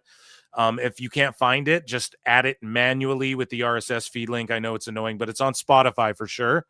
And Dave Meltzer, Dumb Moment of the Week, Thursdays, 8 p.m. Eastern, 5 p.m. Pacific. Make sure you're there to check that out tomorrow night on YouTube. But yeah, we have more shit for that. I'm seeing middleweight Uriah Hall has signed with Karate Combat. Okay, that rules. New York Comic-Con, Hurricane Helms will be there. We're just throwing random headlines. Oh no, okay. And okay. Where is Tony Khan? Why is he trending so hard for so long? Okay, I think it's because what we're about to talk about in AEW news, guys. So we are going to get into that like right now for you. The long-awaited segment. Oh man, this is a plentiful. This segment will be plentiful. Everybody hit like. Let's hit subscribe and shit. Let's get some fucking subs, gift some memberships, or join a membership or whatever the fuck. Appreciate you all. We got a lot to get to. Holy, this will be good. Dave Meltzer will be in here. You're gonna get JD. A bunch of folks will be a part of this segment. So let's go. I gotta fucking chug some water here. In the meantime, while I chug some water, ladies and gentlemen, joining me on the show to give his take on all of this AEW stuff, Chris Jericho. I look and see it's not just me. So many others have stood where I stand. We are the young, so raise your hand. They call us problem child. We spent our lives on trial. We walk an endless mile. We are the youth gone wild. We stand and we won't fall. We're one and one for all. The writing's on the wall. We are the youth gone wild. Let it get wild! Yay!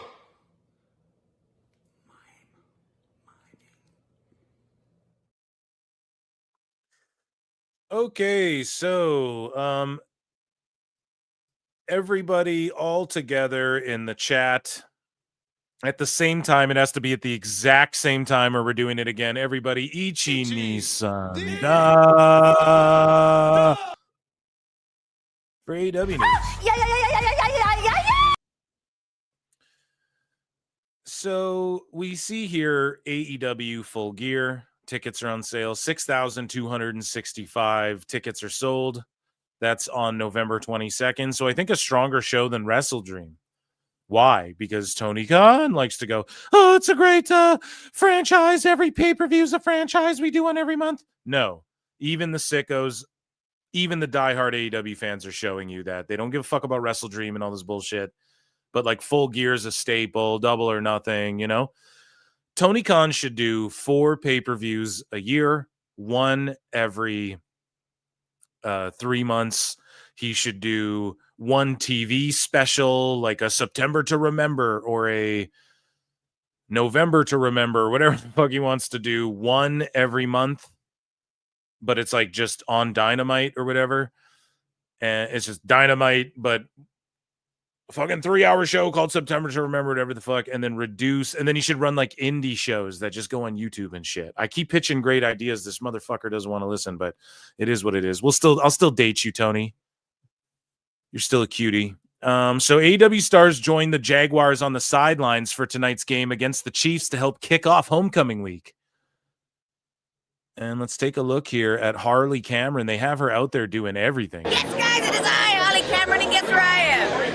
I'm at Autobar. Just kidding. I'm at the Jags game. Jacksonville Jaguars versus the Chiefs tonight. I've got my jersey on, as you can see. And the Jaguars are kicking ass, I'm hearing, and people are like, I wonder if Tony Khan's going to fall off of like AEW duties and be more focused in the Jags because they're victorious and shit.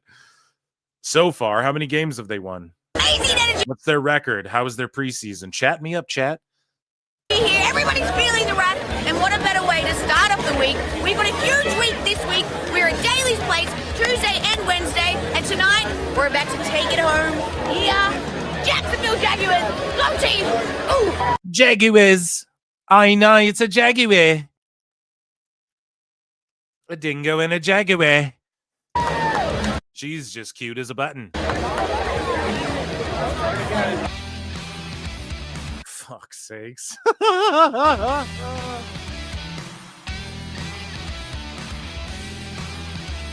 Man, Tekla's got that fucking aura. How old is Tekla? You shouldn't ever look up Google, or you shouldn't ask a lady her age, but that's what Google's for. Tekla age. 32, so okay, she does 3 years in AEW tops and then gets the fuck out and goes straight to main roster, or does like the Julia Stephanie Vaquer where she's presented on top in NXT for a short while and then fucking shows up on TV or whatever. She's got it, you know, and her name's really fucking cool. And she's kind of got like the symbiote Spider-Woman shit going on, you know. It's cool. I don't even know, like, what do you call her gimmick? It's like, yeah, Carnage. It's like a symbiote mixed with like pro wrestling or whatever, you know, and it's fucking cool. And her faction, I like her with Julia Hart and Blue Sky or Sky Blue. One's an app and one's a wrestler. And I'm sure one is a stripper lady or a porno chick's name as well. I'm willing to bet money on that. You fucking find one. But somewhere in the world, maybe Vice has a doc about it. No. But yeah, she's got the aura, man. And I want to see her in WWE one day. The Big Show. And then, of course, just stars.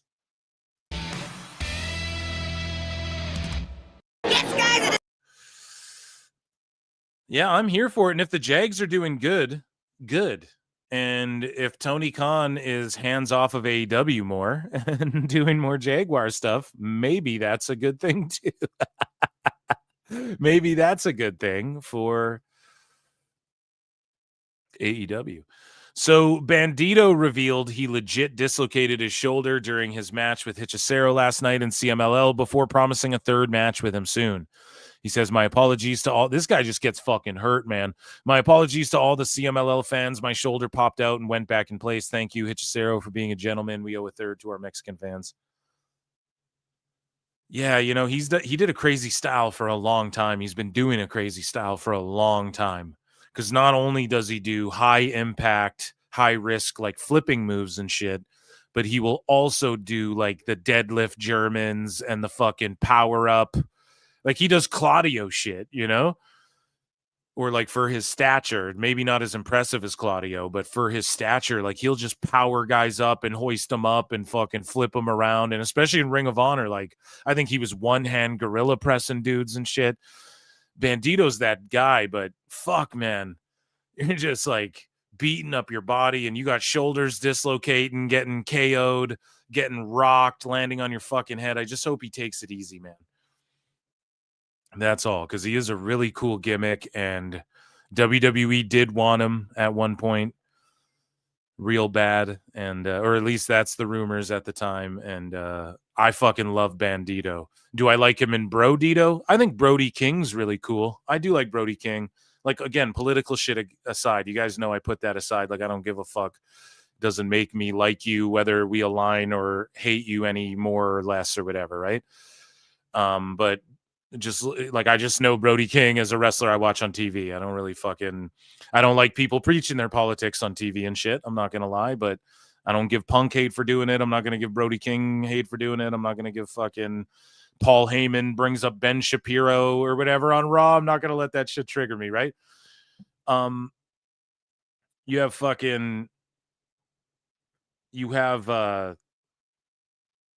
you have Brody King, who's like this powerhouse tattied up guy. And Brodito kind of works.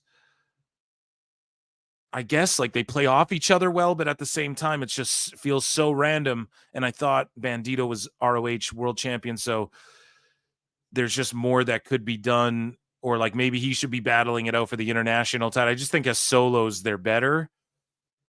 And sticking Brody King with Bandito is, I think, kind of like holds Bandito back a bit. And I'm not even trying to shit on Brody King. It's just that it's like an odd couple, and you have Edge and Christian who are there, and Edge is just taking off to film shows. And it's like, well, put the fucking tag belts on them or something. Like, try and draw some money for fuck's sakes.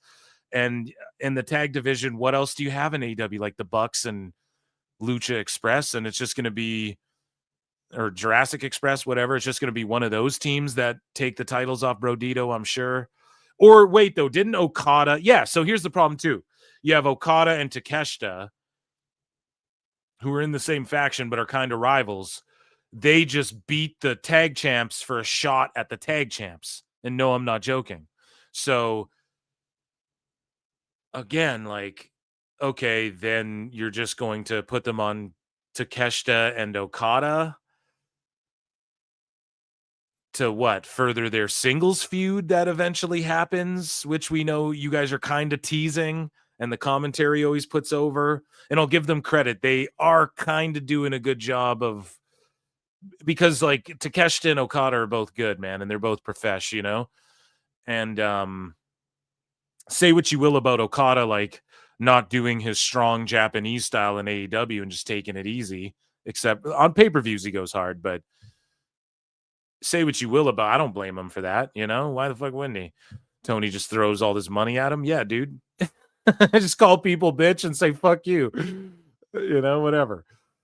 But I'll give AEW credit. They are kind of subtly, they're using commentary, and like Takeshita and Okada are kind of selling this like, oh, we're in a faction, but we don't really like each other. But it is kind of cringe how the whole thing's predicated on like, well, he's the next Okada type shit. And then they're going to, I guess, use a tag angle to get over their fucking singles feud. I just don't know if beating your tag champs like that was the thing to do either. I digress. I could harp on AEW's booking forever, but we got tons of news to get to. And Bandito fucking is awesome, but just stop knocking yourself out and dislocating body parts and shit.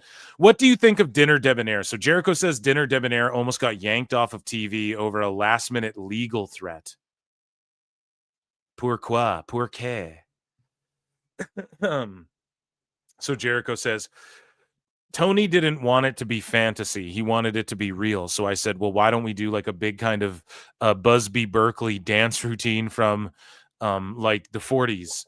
We were eating dinner, and then suddenly the whole back room opens up, and here we are doing this huge singing and dancing routine. Like it just happened out of the blue.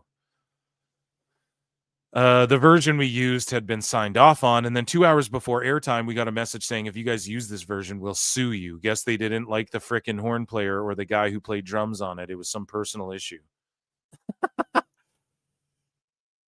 Mikey Ruckus had to jump in and re-record the entire track in an hour. We got it edited again and barely got it downloaded into the system with 10 seconds to spare. So you guys were lip syncing or what? No, they're talking about the instrumental. Tony said we'd have to do it live, but we were like, we can't do this live. We're in the ring. What is that? Here's a fucking idea. Hey, I got a fucking idea, Jericho. You just made the list. Don't fucking stupid idiot. Holy shit, man. So I still say, and I say this completely serious, one of my favorite moments ever in pro wrestling was Vince McMahon singing Stand Back at the Slammy Awards in 1987. Right, but oh my God. And here's the thing. This is why the dinner debonair didn't bug me too much, because we were in an era where everyone was getting funky with the cinematic stuff. So I gave it a fucking pass, honestly. But it was just so fucking cheesy and bad. But Dinner Debonair was the next generation version of something like that. You probably won't see something like that again because no one would ever want to take that kind of risk now. But in the pandemic, there were really no rules, so we could just try stuff. It's like saying that fucking... And here's the thing, that Vince thing wasn't so great either. I mean, it is in hindsight. Or if you like grew up a WWF Ubermark fan, which you know Jericho did, being from New York and like Winnipeg and shit. But yeah, it's like comparing a fucking this Papa Roach song was like which band came for? I was going to butcher the analogy. This Papa Roach song was like that version of that Nickelback song or whatever. Just name two shitty bands. It's like, well, were either of them good though? Was the original thing you're fucking referring to even good that Vince did? I don't know. Maybe in like hindsight, it's like the Freddy Krueger movies. I'm rewatching all the Nightmare on Elm's. Like they're overall shit. Let's be honest. Everyone's like, oh, the third one's the best. Yeah, it's pretty shitty though, realistically, when you break it down. But it's like good because it's campy, it's like culty, it's iconic, you know? But overall, it's like, damn, the Halloweens were way better. Even a lot of the Friday the 13th were way better than these Freddy's, you know? But either way, you look back on them fondly. So maybe you look back on that SummerSlam thing fondly, but I don't know if that's like a thing you want to try and replicate. Dynamite, November 19th in Boston, Mass. 1,800 tickets distributed. They're set up for 2,500. So again, people will say, this is in bad faith. You're just an e-drone just because I'm reading numbers and saying, well, that's kind of shitty, but I just did it for WWE. And I shit on the SmackDown ratings, but I talked about how their attendances are through the fucking roof, which matters way more for a live touring show. Speaking of touring, Booker T's been on SmackDown. He's been doing commentary on NXT. TNA's been sliding through, and he had this to say about Jade Cargill. He said that she never had a the best guys, Tony Khan. She never had a memorable match in AEW. And this comes off the back of Booker T saying that Jade is coming off the back of a fucking AEW run, which people jump down his throat for that.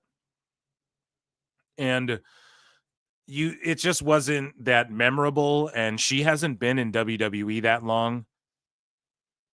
And I know people want to say like, well, she's been there for a long time. It hasn't been that long. And she hasn't done anything that memorable. Like, yes, Bianca and her tag title win was cool, but I don't know if it was like that memorable. I mean, I guess it kind of was, but Jade has a lot more in her to give on her own merit and not like being under the wing of Bianca. And Booker T's calling NXT. He's not there on Raw and SmackDown every week, so he's just calling it like he sees it. And people are just looking to jump on Booker T all the time, and it might be because they think he gives ass takes, and maybe he does.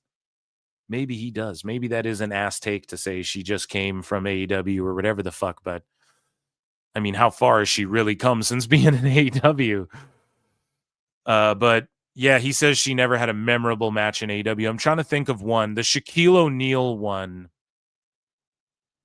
is memorable, but only because Shaq got shoot mad at Tony Khan for that. The best guy's Tony Khan. Wrestling's not fake. He did get shoot mad over that whole fucking going through the table and all that shit.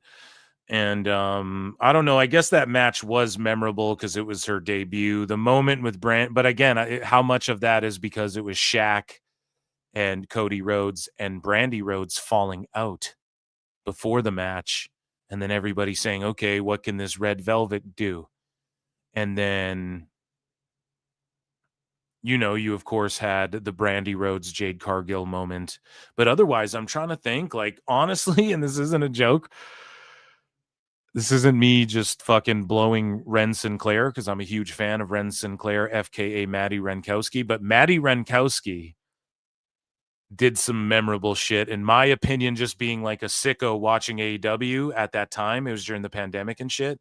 And Renkowski was super. I felt like her gear was really memorable, and she had really long hair at the time that like went down to her fucking ankles, I want to say. And she would wrestle like job matches, and she kind of aligned with Jade, and then Jade squashed her and shit. That was cool. I always like that. And I like the baddie section, but I'm trying to think of like a match where it's like, whoa, Jade, that was real memorable. I don't know if there was any other than the Shaq one, which was her debut. So I guess that is one. And Booker didn't see it. He probably just didn't watch any of it. So that's his opinion, Andrade goes off on Dave Meltzer. So guys, Dave Meltzer Dumb Moment of the Week goes down every Thursday live on the YouTube channel. It's my new podcast.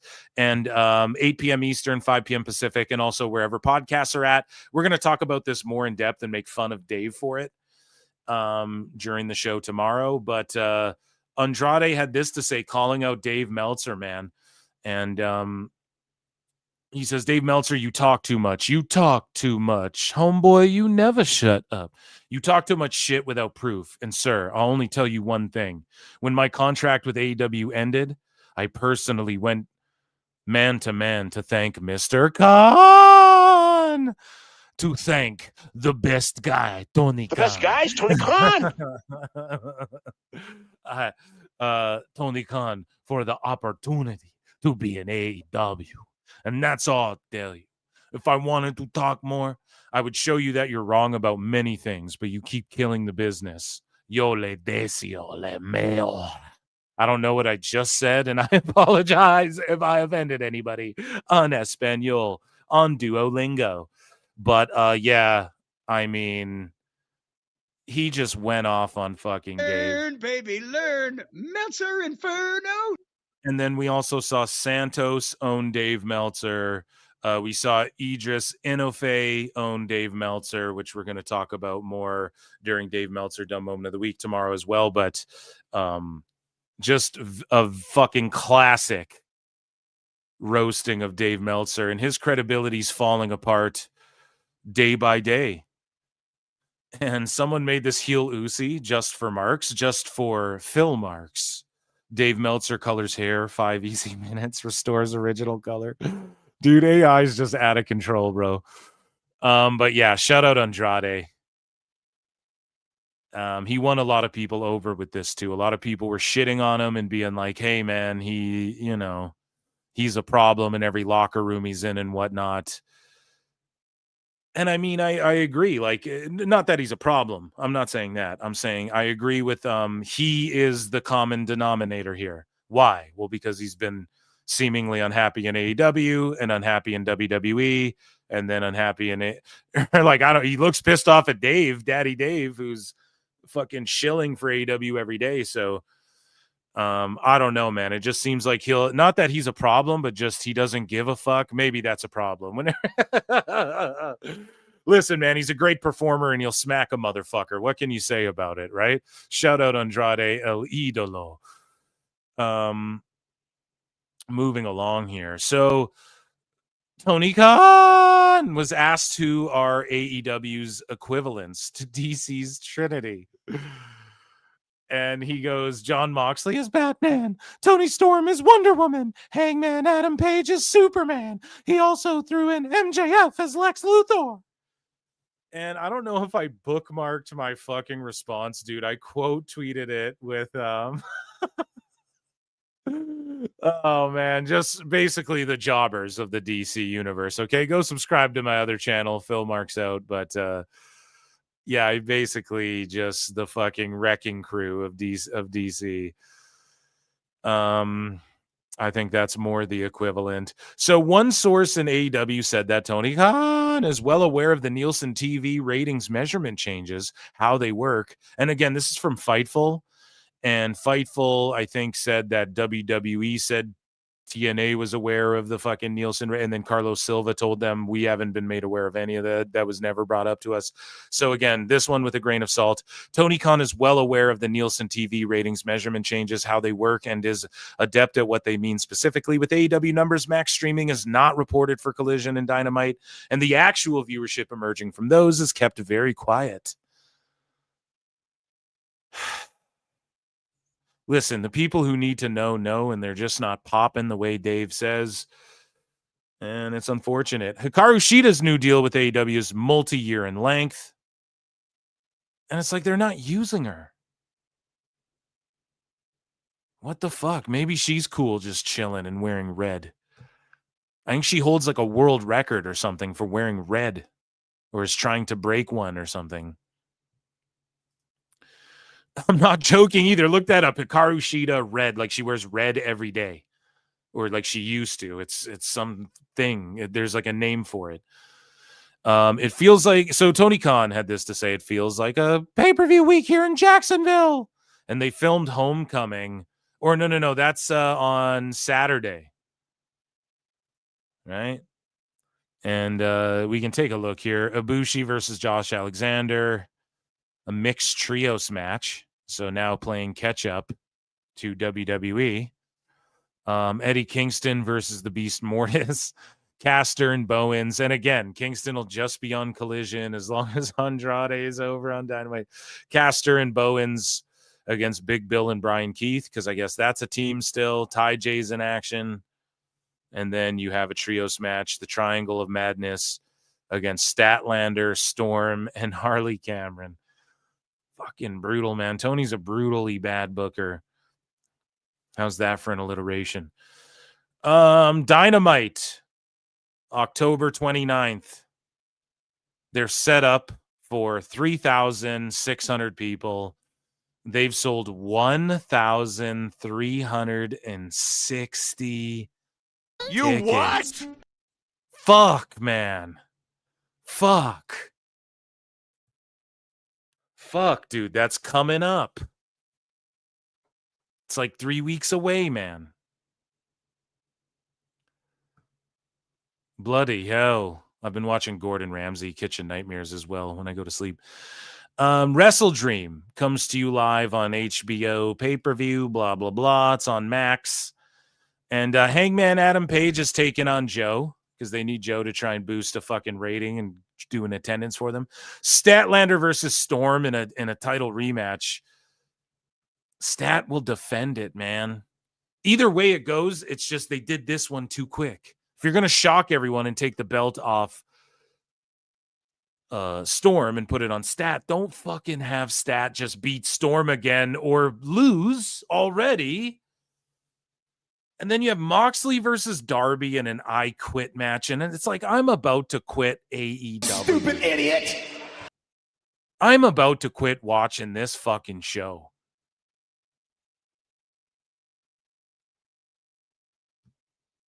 Like, more of this shit. I thought Moxley lost to Hangman. More of this shit. Holy fuck. And then, yeah, that's what's going on. Shout out Samoa Joe, fucking, and Tony Storm, team on their back. Lacey Lane, Kaden Carter, is in AEW, and she showed up to answer Mercedes Moné's challenge, and she lost to Mercedes Moné, as we knew she would. And it's like, again, what's the why didn't he make a play at KC2 and get them to help establish their new women's tag team division that Tony Khan just fucking created, right? Instead, he just brings Lacey Lane in, and then she jobs to Moné. So what does that do for anybody?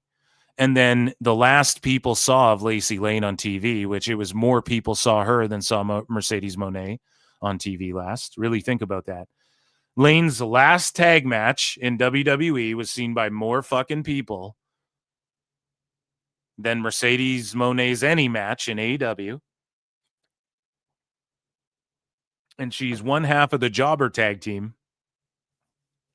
And she fucking takes Moné to the limit pretty much. I just don't know what they're thinking. AEW's HBO Max simulcasts are not counted in Nielsen TV ratings, even under the new methodology, WBD says. Of course they're fucking saying that. Of course. Of course it isn't. We already knew that. Jesus Christ. But it's just funny that they make that clear. Huh? And WBD says, so this is according to WrestleNomics, the Brandon Thurston. So Warner Bros. Discovery confirmed Monday that AEW's live simulcasts on HBO are not included in Nielsen's measured television audiences or Dynamite Collision. In an email to WrestleNomics responding to our inquiry, a WBD spokesperson said that despite Nielsen's recent transition to its new big data plus panel methodology, nothing has changed in terms of what is baked into their numbers from the WBD side of things. The spokesperson said AEW's Dynamite and Collision linear viewership information reported by Nielsen still doesn't include fucking HBO Max streaming viewership. All right. So let's move along here. Just announced next Wednesday will be an AEW Dynamite, AEW Collision, back-to-back 3-hour special. So let's run through it here. Collision's doing Rampage numbers. They canceled Rampage, so why wouldn't they cancel Collision, stupid idiots? Why would this fucking dummies? Yeah, why would this show not get canceled? They're doing Rampage numbers. So let's go back to, and probably I'm sure chat will pull my card and give me more examples over the last 2 months. But if we just go back to September, 17? When was September to Remember? 3-hour special. The week after that, 2.5 hours special with an overrun or whatever. Or that was 2 weeks ago. Right? September to Remember was 3 weeks ago? Yeah, so 2 weeks ago, 2.5 hour with an overrun. Then we got, this last week was 2.5 hour with an overrun as well. These shits are going 2:45, man. And then now we're getting another 3-hour live Collision special. I'm telling you, man, they're scared of Thursdays now, and that's where they were testing Collision a little bit.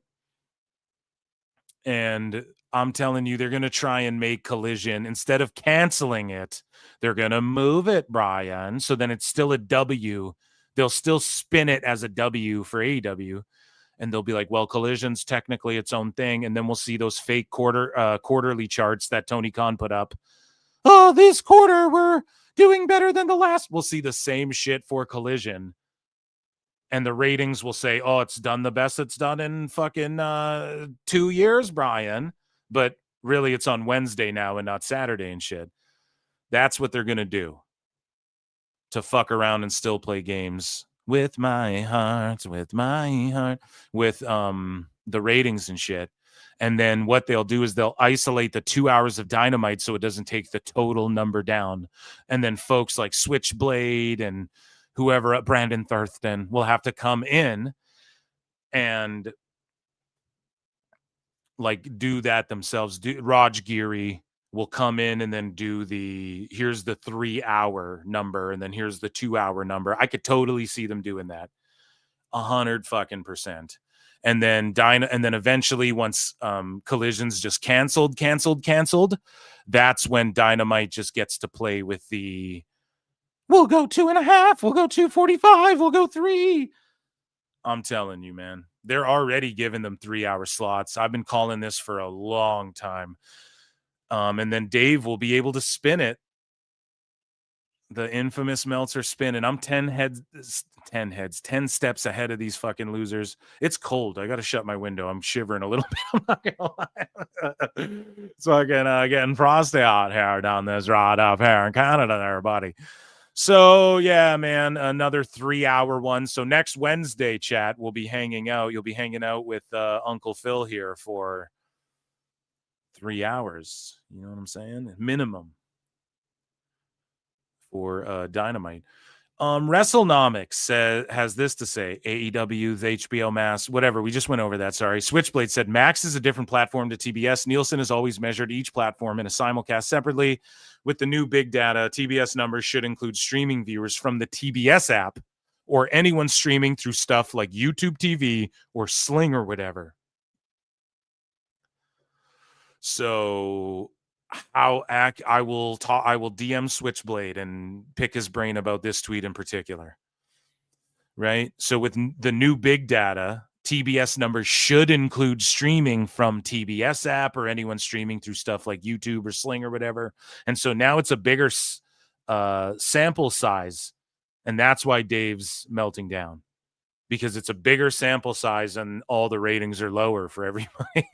That's my understanding anyways. If I'm fucking that up, I'll get a DM with someone correcting me, I'm sure. But yeah, so it should include TBS app. That's not HBO Max. So I'm curious. They should just start releasing the fucking, we'll see them when Paramount swoops in. We'll figure it out. Speaking of figuring it out and poor numbers, AEW advertised Fight Forever during Title Tuesday tonight with a new art cover. The game will be free. I looked the other week because it's always recommended to me because I like pro wrestling games. And so on my Xbox, whatever the fuck, Fight Forever is always recommended to me. And it's always still like 60 or 70 bucks Canadian. Okay. And this game shit the bed, lost them ungodly amounts of money. But the Ultimate Edition comes out. Well, what does it all come with? Whoop-de-doo, Basil. What does it all mean? And the game will be free finally on Xbox, so I'll fucking give it a go. And is the Ultimate Edition full free? And they give all the DLC and all that? Okay, I'll check it out, but the game just looks shit. All the DLC was shit. All the fucking gameplay I've seen of it in those like wacky arcadey game modes look like shit. And they should have just hired somebody to make a fucking game for them for way less money, like a developer that already had everything put in place, instead of them like building it from the ground up. Such an L. Tony Khan's reaction to Nielsen changes after Dynamite ratings drop revealed. So this is what Tony Khan had to say about the Nielsen's rating drop. But of course, this is just from a source. Okay. And this is according to Fightful. One source in AEW said that Tony Khan is well aware of the Nielsen TV ratings measurement changes, how they work, and is adept at what they mean specifically. We read that before, actually. So I double bookmarked it. So nice. I bookmarked it twice. And yeah, again, just a grain of salt on that. Because Carlos Silva was like, we don't know shit about shit. And so Tony Khan, it wouldn't shock me if Tony didn't know shit about shit. Because if WBD and these folks were able to play him and be like, don't worry about the numbers, you guys are all good. Because that gives them leverage. And if Tony's like, okay, everything's great, I could see him being that naive. But at the same time, if he is, that's like, as the French would say, in a Home Alone reference here, as the French would say, les incompetents. So Taz says, I will be having total shoulder replacement surgery in a short time. Therefore, I will be off AEW Dynamite for some time. See you soon. Prayers up for Taz, man. Hopefully he pulls through and is strong on the other end there of that surgery. So Dynamite, November 5th, 1 month away. Set up for 1,350 people. Now, how many? They're in the Bayou Music Center, Born on the Bayou in Houston, Texas. How many people does this thing seat? Like, what's the capacity Total number of seats on map. So 1348. Okay, then good luck. They almost sold this little fucking theater out or whatever with 1,300 people, if I'm not mistaken on what the capacity is here. So good for them for running a smaller venue. But yeah, Jesus Christ. We were just looking at Raws that are doing 12,000 and shit. SmackDowns that are doing fucking 11,000 and shit. Oh, but the rating was 1 million after the new data comes out and shows fucking Cable's dead and Dave Meltzer's lying about everything and inflating numbers and deflating numbers and shit. Oh my God. SmackDown's doomed. I don't think so, man. I'd be more worried about the live touring show where fucking 90% of their audience is, according to people, is fucking invisible and they're selling 1,000 tickets wherever they go. I'd be more worried about that. So speaking of worried, Hangman Adam Page, notice he ain't tweet no shit about ice. Notice you don't see Brody King with no ice. Notice that we saw like 1,500 fucking ads for ice on NXT and Dynamite. Again, politics or how you feel about ice or government workers who are employed to do shit, or government agencies that purchase ad space on whatever fucking programming. Regardless of what you feel about all that, I knew this shit was going to blow up in Hangman's face. And he looks fucking stupid, and he ain't tweeting out, "This is wrong. Boycott HBO." Imagine you're world fucking champion, lucky to even be on TV, going, "Boycott this channel because a because Warner Bros fucking did an advertising deal with ICE, with a government agency or some shit." And again, voice your displeasure. Everyone go and voice your displeasure. No, you're displeased. No one's displeased. No one, like, you know what I'm saying? Like, you're just like putting that on the AEW fans, and none of them went and did that. And then the ads got ramped up, and there was a sign that said "Ice fears Hangman." That was at Dynamite. And guess what? Oh man, the Fed confiscates signs, blah, blah, blah. Tony Khan does the same shit. Ice fears Hangman, and security ripped that shit down. Why? They were directed to pull down any references to ice, and Hangman got a talking to, or a text, or maybe even a FaceTime, but a phone call saying, "Hey, don't fucking do that again."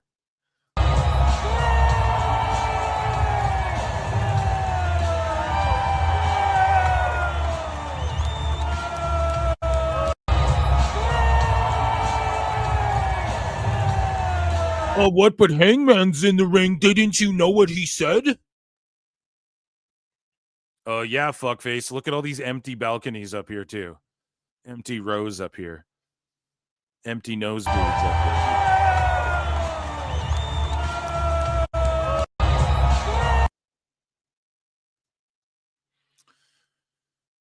It's just funny to see all, like, the Fed, they control, they rip down signs, can you believe? And then AEW does the same shit. Vince McMahon, he spread so thin, the creative shit, can you believe? Tony Khan does the same thing. It's just so funny to see time and time again, man. All of this shit blow up in people's faces.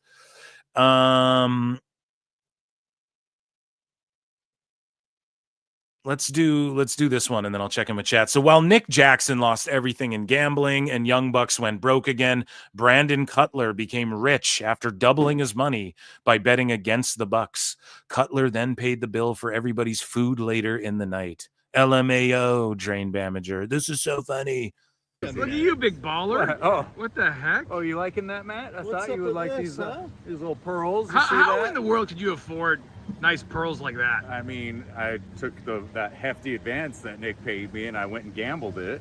But like, think about this, man. This dude here, Brandon Cutler, is doing a pro wrestling gimmick. He's not even a fucking pro wrestler. Like, where's he been booked?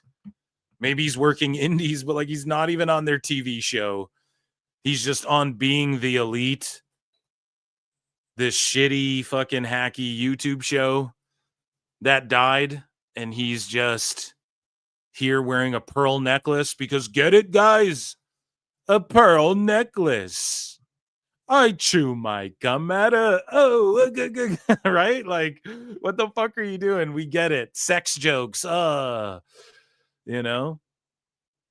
And your boy Cutler here is like doing a wrestling gimmick, but it's not really a gimmick because he's making more money than he ever has in his fucking life working in AEW because he's friends with the Bucks and shit. So he's got, his eyebrows are done and his beard's dyed and all fucking manscaped and everything, and he's wearing pearls, and he's like, I'm a baller for these YouTube shorts.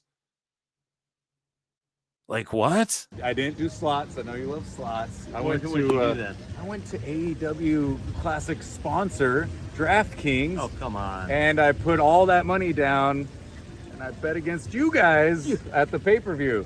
I mean, yeah, I did. Are you kidding me? You bet against us, you prick. There's one thing I learned from being around you guys for so many years is that you always lose at the pay-per-view. Oh, you ass. You could bank on that, and I did, and it paid off. All right, I take your freaking prick. All right. I'll give you a pearl necklace for a shoot. Oh boy. I'll give you a pearl necklace for a shoot. Gay. That's actually pretty funny, though. I won't lie. That's actually pretty funny.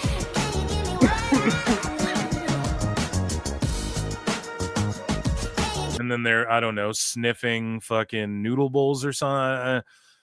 It's just cringy. It's all cringy. So Switchblade had this to say. You can read the full article here. We'll circle back to that because that's the big story here in AEW. Actually, here, let's park it and let me check in with chat here. So F1 WGP7 gifted a Pro Wrestle Clips membership. Ladies and gentlemen, if you're on X, come on over to YouTube, hit like, hit subscribe. You guys can become a member for only 99 cents. You get access to Monday member shows. Also consider super chatting in or joining Patreon. That's who you can support. Or the free way to support, just hit like, leave a comment, say what's up, and all that good YouTube shit, man. I appreciate you. F1 WGP7 gifted, though. That is fucking amazing. Thank you. Hopefully somebody who really wanted that got it. Chris Walski for 5 says, hey, Phil, I was curious. Why did AEW change its style from that initial NJPW light, hard style feel to what we see today? I don't know. To quote one Lex Luger. I don't know.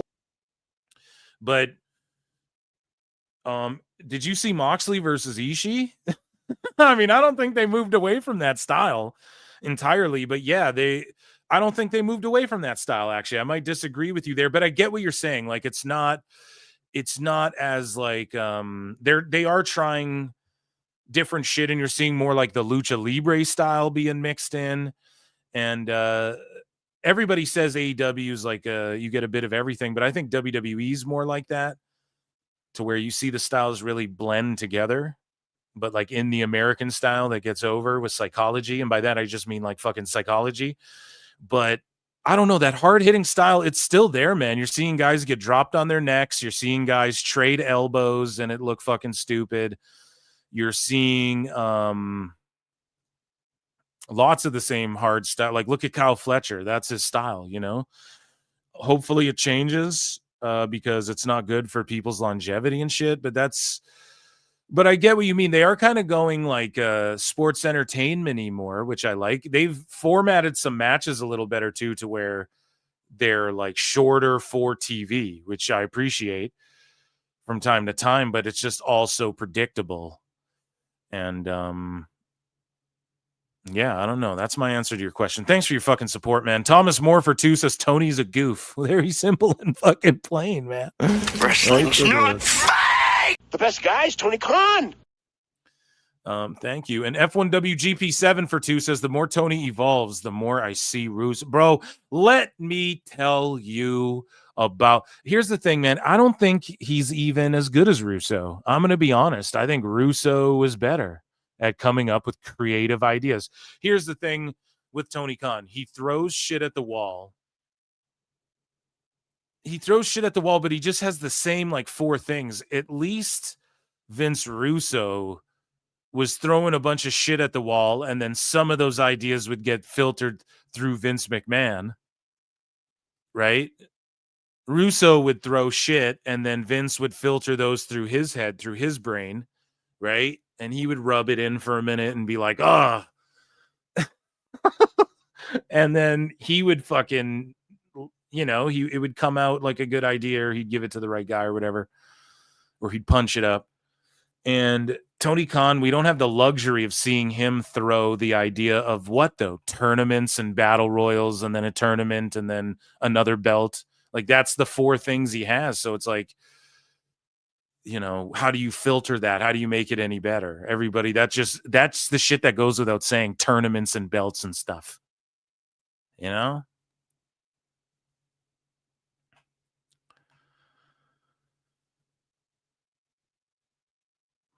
Okay, so let's get back into wrestling is the most important thing in my life. You're gonna kill me over wrestling. The best story AEW ever told was Hangman getting the title.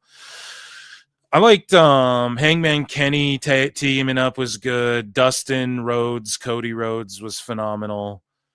I think that's their best story, and they did it using the internet, which is what they should have leaned into more. As well as they had such an opportunity to be like the internet indie darlings who did the weekly TV show and then fucking did a pay-per-view once every 4 months that fucking was like a super indie, and everyone's like, yeah, you know, they had it right there. They had it early on, man. Drives me nuts. Punk would have made Hangman a star. Hangman. Okay, let's get it. We got a lot to get through, guys. Okay, so wrestling is important to me too. And he's literally bald, which is fucking disgusting. Yeah, bald guys weird me out too. No, but hey, I'm sure there's a lot of bald fellows listening or watching, and we support. Get your if you head on down to savewithphil.com, you save 20% on Just for Men's. Dude, we need Just for Men to sponsor Dave Meltzer Dumb Moment of the Week. Double DMW. Okay, let's get into some more news, okay? You know what they say. Sometimes in life, you got to be a hoe. So AEW is struggling badly. AEW Collision scored a 0.0 in the key demo with 59K average viewers. Fight Oracle just ruthless, a 0.0. It's true. Total audience 230K. Disaster. And Fight Oracle doesn't care. He's just real matter of fact and like fuck you about people's feelings when it comes to this pro wrestling or whatever. And he's a guy who's like, listen, pro wrestling is cool and like it's a really cool business, but the fan base just turns you off of it.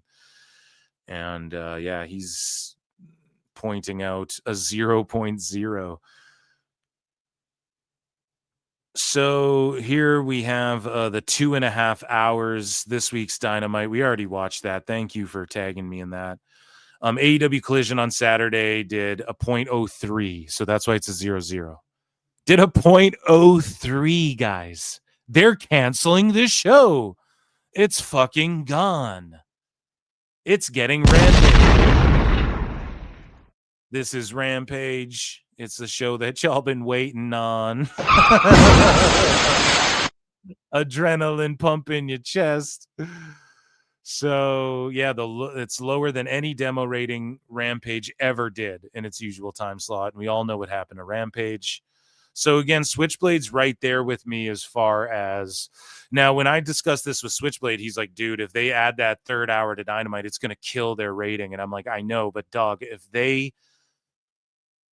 I'm like, totally, bro. But if they doggy, but if they just call it Collision, then they can play those games still. And I'm willing to bet it happens before they just outright cancel Collision.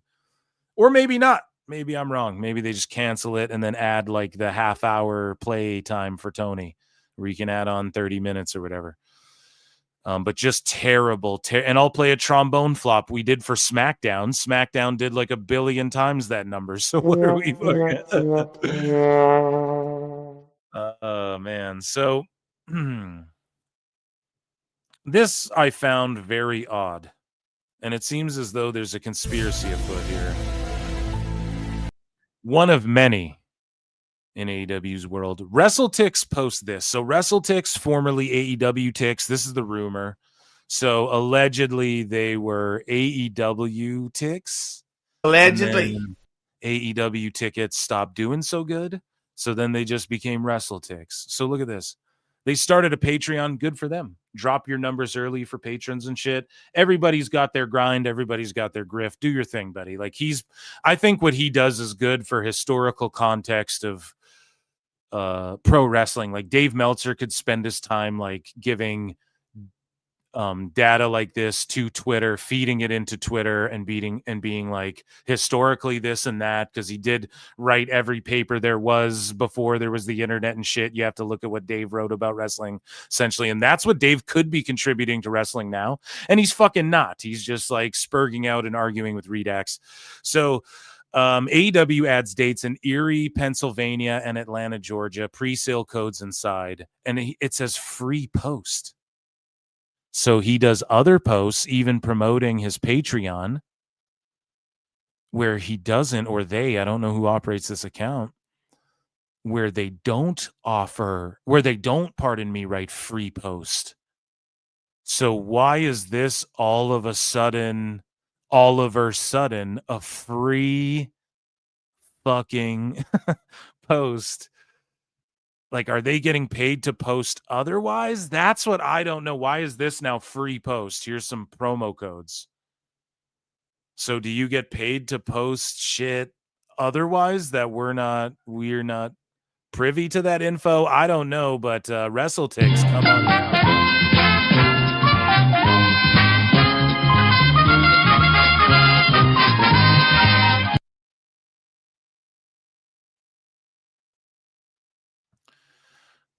So moving along here, the actual attendance for AEW All in Texas, we're going to circle back to that because, again, conspiracies are afoot. Dynamite and Collision, October 22. They're set up for 1,800. The tickets distributed are 1,500. What's the capacity in this building? They've done... I'm not sure. Their venue debut, they did 5,000 people in the fucking venue. Now they're doing 1,500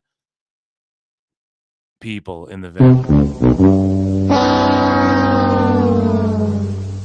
And if I misspoke earlier using Rampage and Collision interchangeably, you guys know what the fuck I meant. I don't need to clarify that. You guys get it. It's Rampage. Collision is Rampage. Rampage is Collision. It does not matter. They're both fucking gone.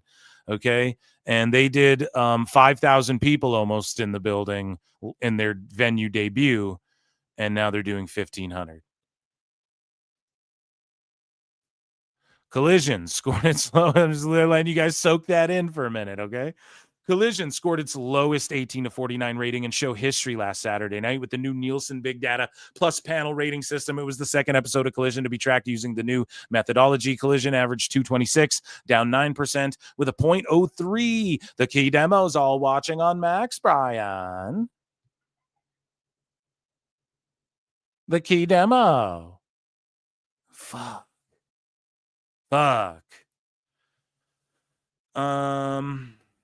Let's see here. Down 40%. It should be noted that the numbers for last week were also using the new Big Data, blah, blah, blah, blah, blah. It doesn't include Max, blah, blah, blah. Doesn't matter. The show fucking sucked. Number 19 on TV. It's going away. Nah, nah, nah, nah, nah, nah, nah, nah. Hey, goodbye. So Killer Cross and Scarlett said it wouldn't be fair to Tony Khan for us to join AEW right now. And we read what they said earlier in miscellaneous news. They said pretty much wherever they sign next is going to be it. That's their home, and they're going to ride or die for that company. And they're like, the way we speak about WWE in the present wouldn't make sense for us to go to AEW, but I think we'll see them there one day. So Roosh says the time has come for LFI to get bigger.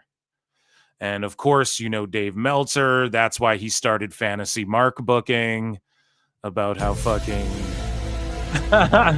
he thought Santos was going to like join them or some shit. That's why he wrote all that shit and was talking about, oh, Santos, Brian. Everyone knows he's going to AEW.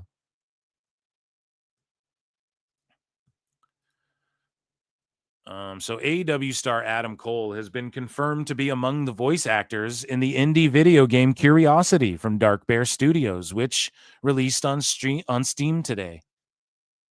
So there you go. Shout out Adam Cole, baby. And Adam Cole, it's unfortunate he went to AEW, got KO'd and shit, and then is cooked.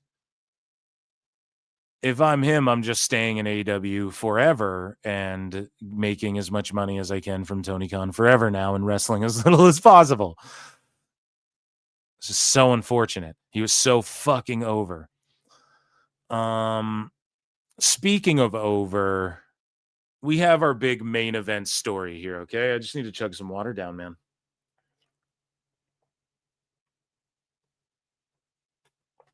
Excellent. So everybody hydrate. Don't be a bitch, dude. Put some liquids in your mouth.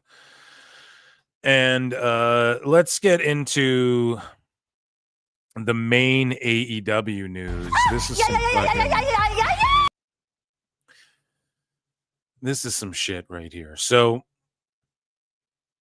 it turns out Switchblade posted this. Well, all the way back on July 19th, he said, really happy for TNA, but they are completely papering this show.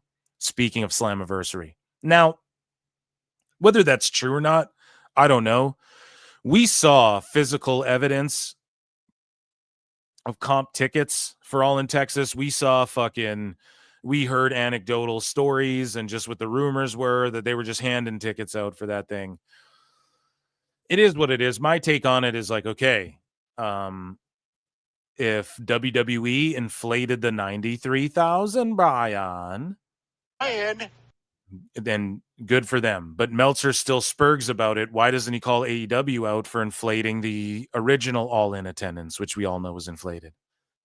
It's carny wrestling. You guys are going to lie. Andre the Giant stands on a fucking phone book while he's being interviewed by Mean Gene Okerlund. I don't give a shit. It's all a work. It's entertainment. It's all good. That's part of it, right?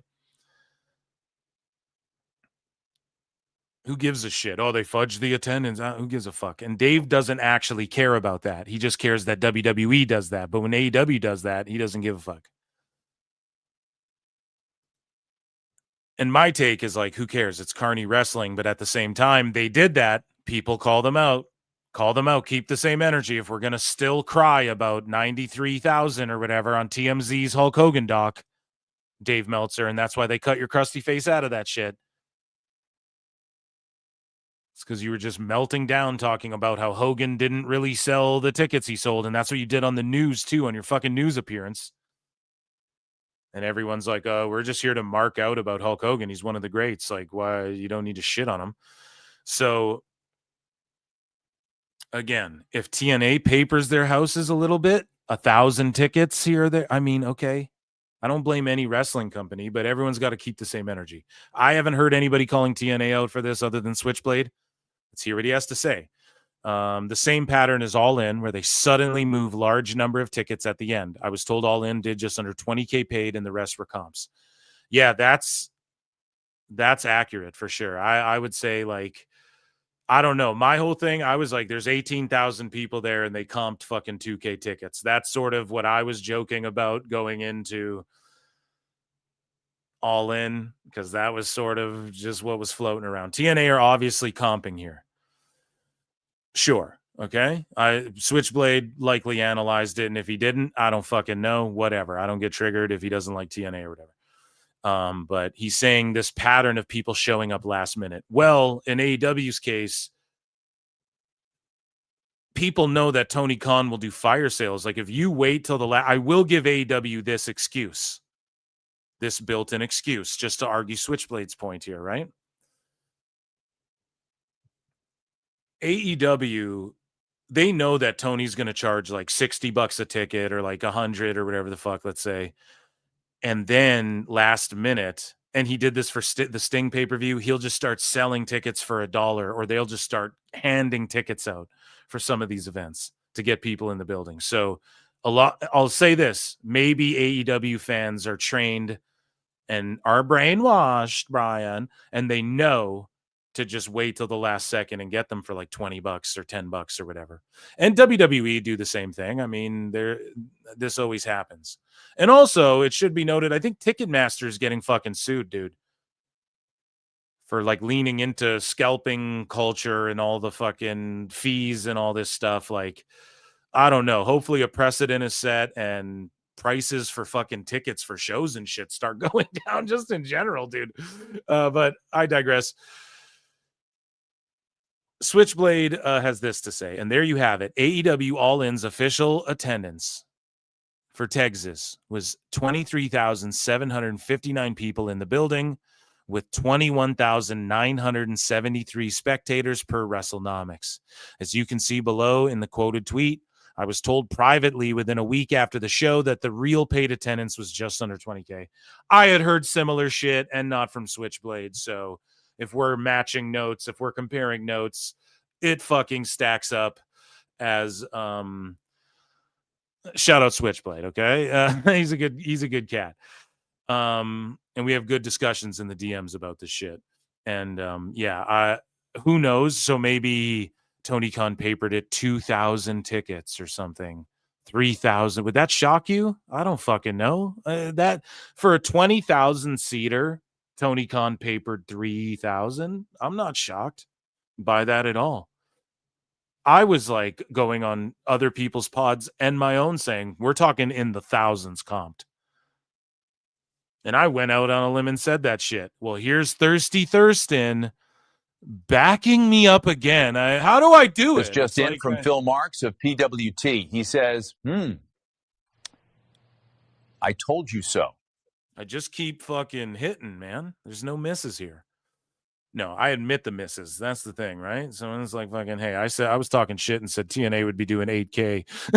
I was a little getting ahead of myself here, but they're outdrawn AEW like I thought they would. Standard PLEs and shit. We'll get into that a little bit more, I'm sure, when the time comes and after these pay-per-views here this weekend and whatnot. But yeah, Switchblade. This is from WrestleNomics here. So Thirsty Thurston says overestimated attendance will result in lower funding, but AEW will still get hundreds of thousands of reimbursements. AEW All in Texas qualified for public reimbursement dollars through the Texas Event Trust Fund program. According to records obtained by WrestleNomics, the governor's office initially approved just over $1 million in combined state and local funding to help cover expenses for AEW's biggest event of the year. And this is what I mean. Obviously, like, WWE is getting paid to go to these places, which then obviously part of what their WWE's negotiating. They're like, well, hey, we got to put the production on. But AEW's doing like the indie movie or like the Hollywood play of like, we're going to go film this shit in Canada, buddy.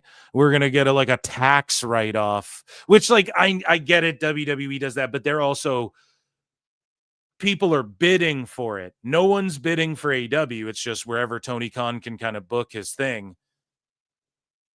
And then he does this whole like, let's get a tax write-off and shit. And where is the money being spent? Like, the stages aren't crazy. They're just like long.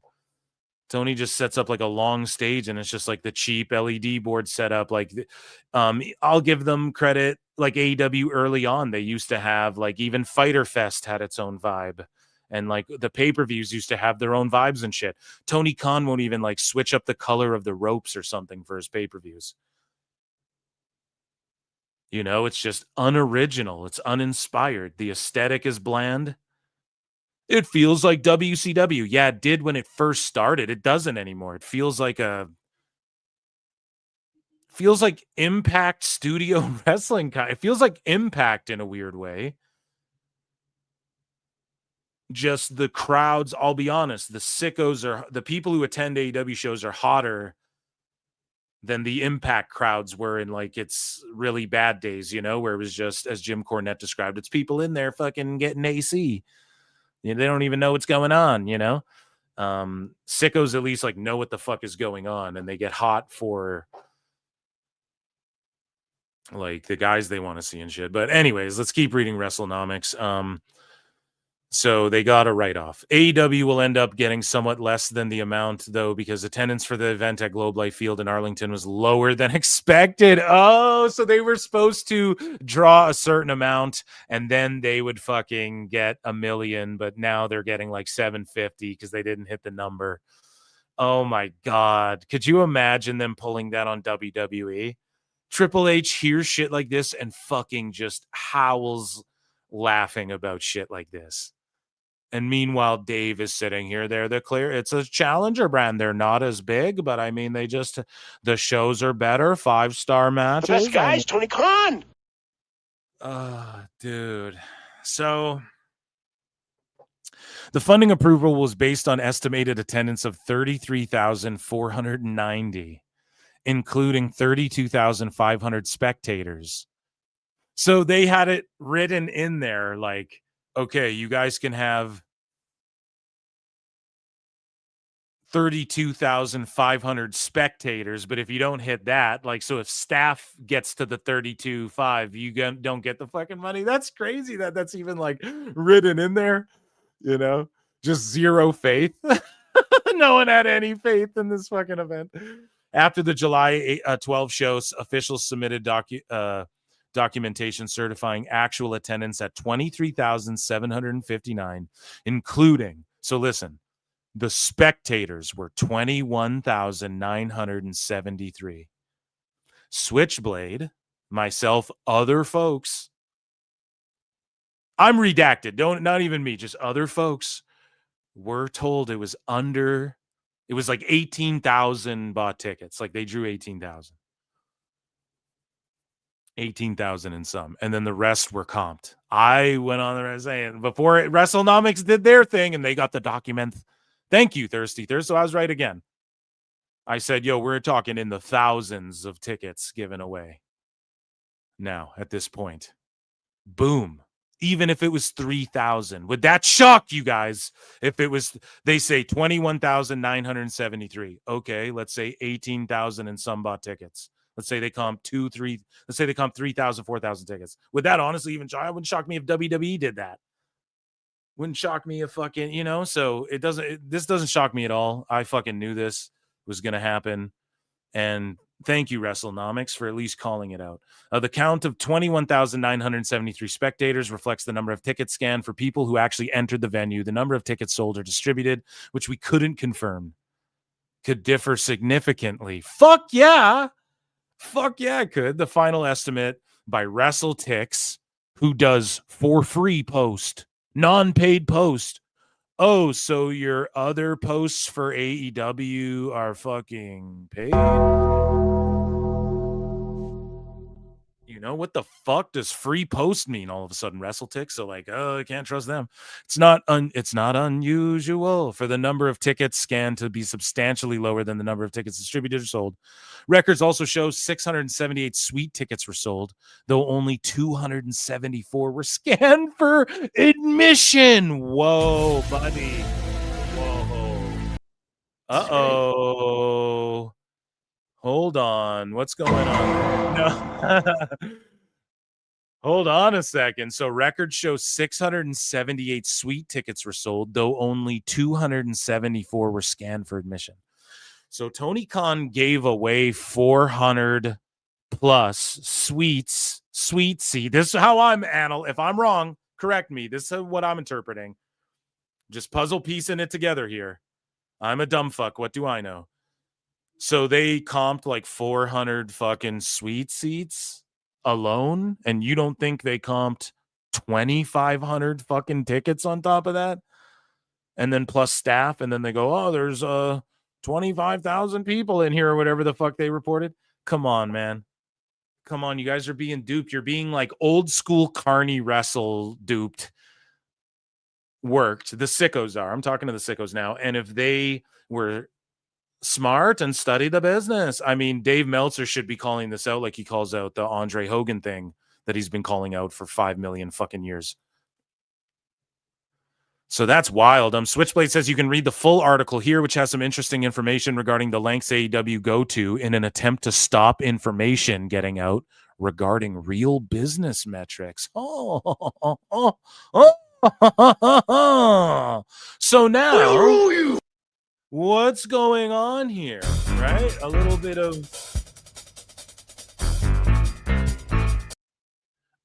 of fucking what, like they're trying to hide shit. What's going on? So JD chimes in, okay, and he goes, did AEW try to NDA the state of Texas from releasing the official AEW All in Texas attendance figures? Which, by the way, was reported as just a little over 21,000. Let me ask you, and nowhere near the 30,000 they were so gleefully bragging about? Sounds like AEW is trying to manipulate the narrative and hide the fact at how badly they really are struggling. So as we keep the cannoli and move along here, this is what it says further in that report, right, on WrestleNomics. It says the suggested confidentiality clause. So this would happen, right? AEW, Tony Khan with the NDAs. That's true. We all know about that shit. A lot of the entertainment business is fucking NDA oriented, and it is what it is. But there's lots of NDAs in place, and Tony Khan doesn't want to reveal who owns AEW, and when he's being sued by the 2300 Arena or whatever that fucking union was or whatever, he doesn't want to reveal shit. And the John Moxley thing, he doesn't want to reveal shit, and he hides everything. Everything's private and we'll never go public and shit. They had a fucking suggested confidentiality clause. Now I'm reading WrestleNomics for any Stephen P. News out there or Tony Khan. The best guys, Tony Khan. I'm just reading what WrestleNomics said. Get mad at Thirsty Thurston, okay? Thirsty Phil here tonight, man. I am fucking cottonmouth over here. So this suggested confidentiality clause would have the city agree. So Texas, where was it? Arlington or whatever the fuck has to agree, the city, not to publish or disclose attendance figures, turnstile counts, drop counts. Now, why the fuck would they want to hide all this? Drop counts, ticket numbers, revenues, box office receipts, and similar information, except when disclosure would be legally unavoidable. Even then, AEW's language would have bound the city to notify the company in advance and assist in claiming that AEW's attendance information is a trade secret under Texas law. B. So what the fuck is going on? The best guys, here, Tony man? Khan. This is what I mean. Like, why the fuck are they worried about that? Just because the tickets are not what they seem. That's all it is. Okay. It's the simplest answer. Tony Khan just doesn't want people to know that these attendances are not what these stooges, like, instead of just telling Meltzer to shut the fuck up and be honest about the numbers, he's got to like lie and hide Meltzer's fucking shitty numbers about everything. Oh, they're making 3.6 million a year. Tony Khan's cutting corners on production and is, you know, like stealing theme songs and shit allegedly and all that stuff, right? Making people, the whole city and state, do confidentiality agreements. Another suggested clause would have sent legal disputes, if there were any, between AEW and the city into private binding arbitration instead of public court.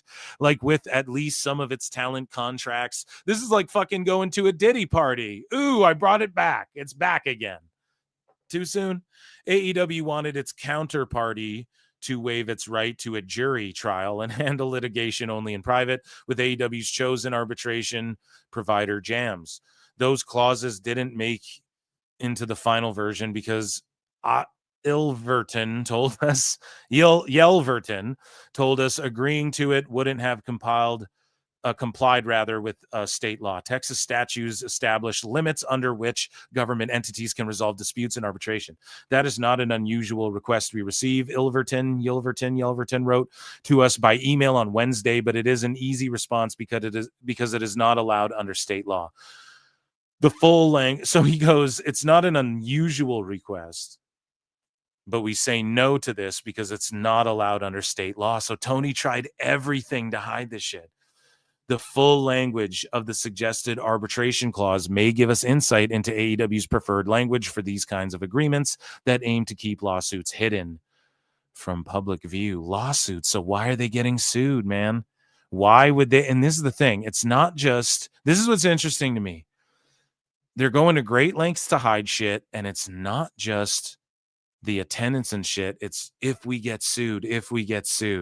So how many fucking lawsuits have they threatened with like NDAs that are under wraps that we're not fucking hearing about, things that we're not, like that we're not privy to, or payouts that have happened to contracts? Like, I'm so curious. Again, this is all allegedly. I'm a dumb fuck. I'm just reading what other people are saying.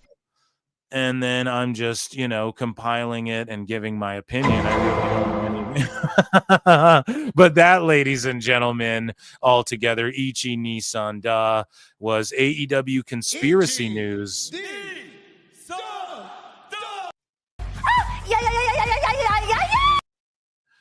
And it was fucking phenomenal.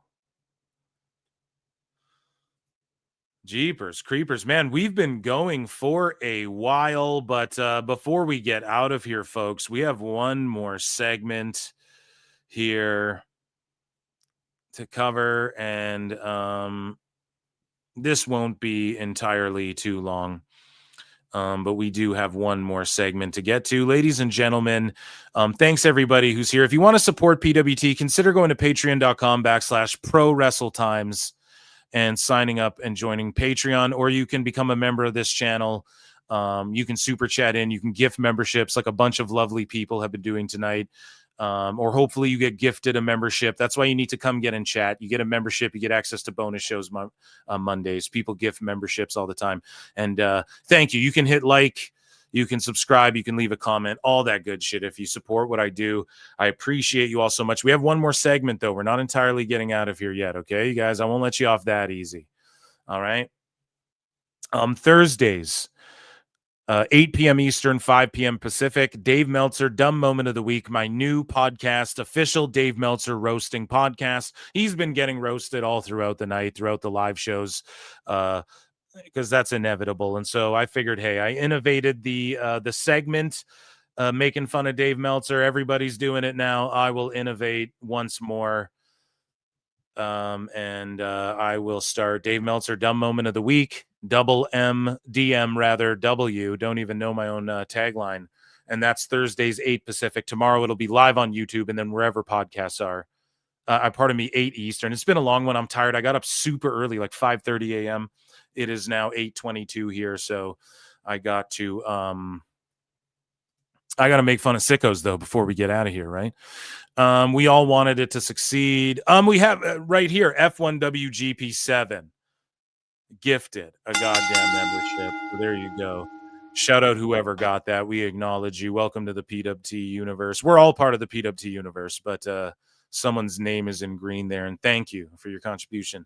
F1WGP7, we all wanted it to succeed. One of these days, Boris is going to get it. I want world peace. We all do, man. Tony the Kid Khan. I'm one who wants AEW to do better. Me too, dude. But, like, we've been driven away.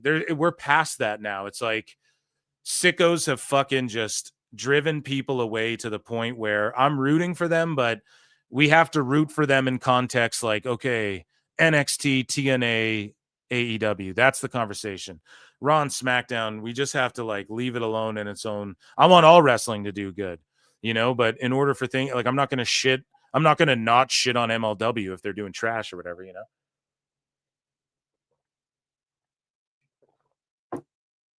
I'm like shivery and parched. It's fall. It's a cold fall here.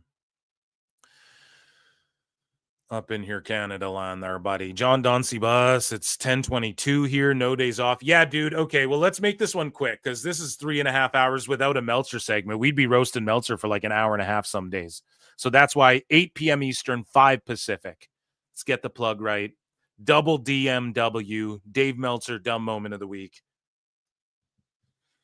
Audio, podcasts, and fucking live on YouTube. Tune in tomorrow. You don't want to miss it. Okay. Ladies and gentlemen, I am fucking parched. Let me see here. Let's head on over here. You guys know what's coming. As I fucking everybody hydrate, okay? Because we have a quick one. This won't be too long of a Sicko segment, but we gotta do it, okay? It's in the title, for Christ's sakes. I'd be robbing yous blind if I didn't bring it to you.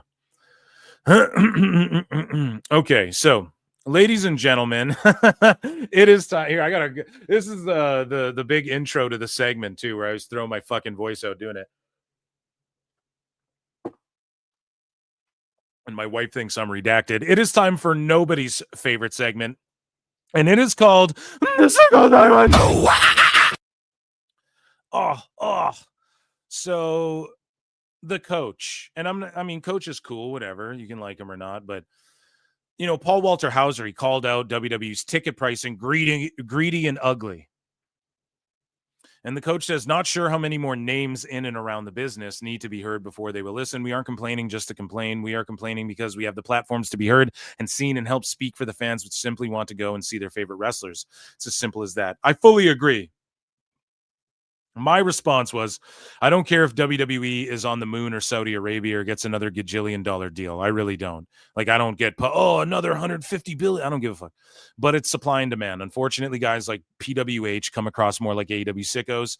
And again, people take that like these are guys like out there doxing each other and shit. No, just sicko as in like, I call people TNA holes and wackos. I guess if you don't know my brand of humor or like some of my fucking punchlines and shit, I guess maybe you don't watch the show. Sometimes it might come across like I'm just like using sickos as like this fucking terrible term, but like I say I'm a sicko and shit. Anyways, considering who his friends are and what he advocates, like in wrestling, it's true. What Paul Walter Hauser advocates for in wrestling is like that super hardcore crazy shit. Guys like Coach and Bro come across as ex-talent in the business who are bitter towards WWE, considering who their friends are and where they've worked. And again, I sound like an asshole there. I'm not trying to hate on Coach and Bro. It's just this is what people perceive you guys as. And I just said I speak for the fans because I'm just that a fan. You know, we don't need Coach and like Vince Russo, bro, who are like upset that they didn't fucking get jobs or whatever when Triple H got involved in the office. Like, I mean, no, I don't think you're speaking on behalf of fans. Like, I think it doesn't come across that way, at least, unfortunately. Not that it can't be interpreted that way, but that's just not how people interpret it. So speaking of being interpreted poorly, Matt Keen's music. Yeah. So Matt Keen said, I'm not watching AEW again until the ice commercials are gone. I'm not telling you what to do. I'm not telling AEW what to do. I'm out until they're gone because of how I feel when I see them. It takes precedence over a show I like to watch. Don't be like it's WBD. I don't care. I just want to watch wrestling without bases in it, bro. I'm Matt Keen. So I just grabbed a screen grab of this, and I was like, these guys will virtue signal AEW off the air. And that's the problem when they do this. And it's all good. I mean, voice your opinion, but it's just the point of like, man, nobody's going to 100% agree with what the government does 100% of the time. Do you boycott AEW when they put like pharmaceutical ads during the thing with more side effects than fucking benefits? You know what I mean? Like, do we boycott that? Like, this whole thing of you can't even compare the two. That's apples to oranges. Not really. I'm just saying, like, these things that get politicized and things that we virtue signal and like this is right and this is wrong. It's not about laying down and taking it, but it just seems like, Matt Keen, you really like Hangman, dude, and so you're just jumping. And like, I don't care what Hangman wants. It's just a stupid thing for him to say that. Boycott WBD. If anybody said boycott, and listen, I didn't defend, but I was like, I don't care if Brody King wears this shirt and they let him. That's their prerogative. And if it turns people off, that's their fucking right. He wore an ice shirt or something, right? But he didn't say boycott fucking WBD. If Brody King did that, I'd call him a dumbass too. Hangman's an empty-headed dumb fuck. Punk was entirely accurate about that assessment, okay? And you're just standing Hangman, and that's cool, bro. That's cool. But like, you don't virtue signal this show you're all trying to get a job from. Like, okay, AEW goes away. I'm out. And then what? You're stuck complaining about WWE more, which you're going to do whether AEW's alive or not. That's what I mean. It feels like you guys really... Like, why am I the one who fucking is called an AEW hater? And I'm the one saying, guys, shut up. Don't do that. You're going to get kicked off the air. Like, why do I care more than you guys? It's crazy. But yet I'm the fucking E-drone hater. Speaking of haters, and here, oh yeah, so here you go. Brody King with a massive fucking W here. So Elbu responds to Humble Wrestling. And Humble says, I wonder where Buddy Murphy will fit in the whole Brodito stuff once he comes back. Elbu goes, give me a Brody King heel turn on Bandito, freeing Bandito for a singles push and giving us a monster heel run for the Hounds of Hell. And then Brody King goes, no. Brody King answers and just Shut up, bitch. Oh, man. Just hit him with a nope. Oh, dude, that's too good because it's just like terrible booking. A Hounds of Hell monster run. No, see, they already did that. They were already trying to do that, but Tony doesn't know how to do a monster run for anybody. And realistically, Brody King is on a better run as a solo and as an act with Brodito than he is as in a team with fucking Buddy Matthews. Like, just hilariousness. So Meltzer said what snapped on the sickos, okay? And he's like, you guys are such babies. Only gets looked into for AEW. And again, this is why I clown on the attendance being fake. I defend it for all of Carney Pro Wrestling. But when it comes to specifically AEW, we got to make fun of it. Why? Because Dave Meltzer's still melting down. And I've said this a billion times, and I'll say it a billion more. He's still talking about Hogan Andre, 93,000 or whatever the fuck. He hasn't once been like, oh, and that Wembley, no, it's a conspiracy.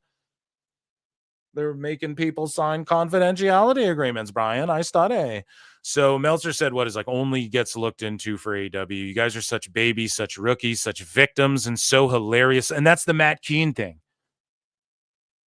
Stop being a victim, dude.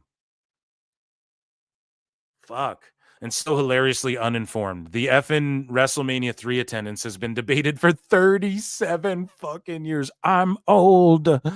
And you're crying about AEW numbers being scrutinized now in real time.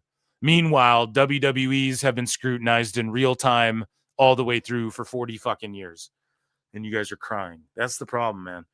WrestleMania 3 has had Warren Commission level investigation. We have the Warren Commission, Bohemian Grove. I was there. And we tabulated the numbers, and they don't add up, unfortunately. Robert Kennedy Jr., where you have the numbers.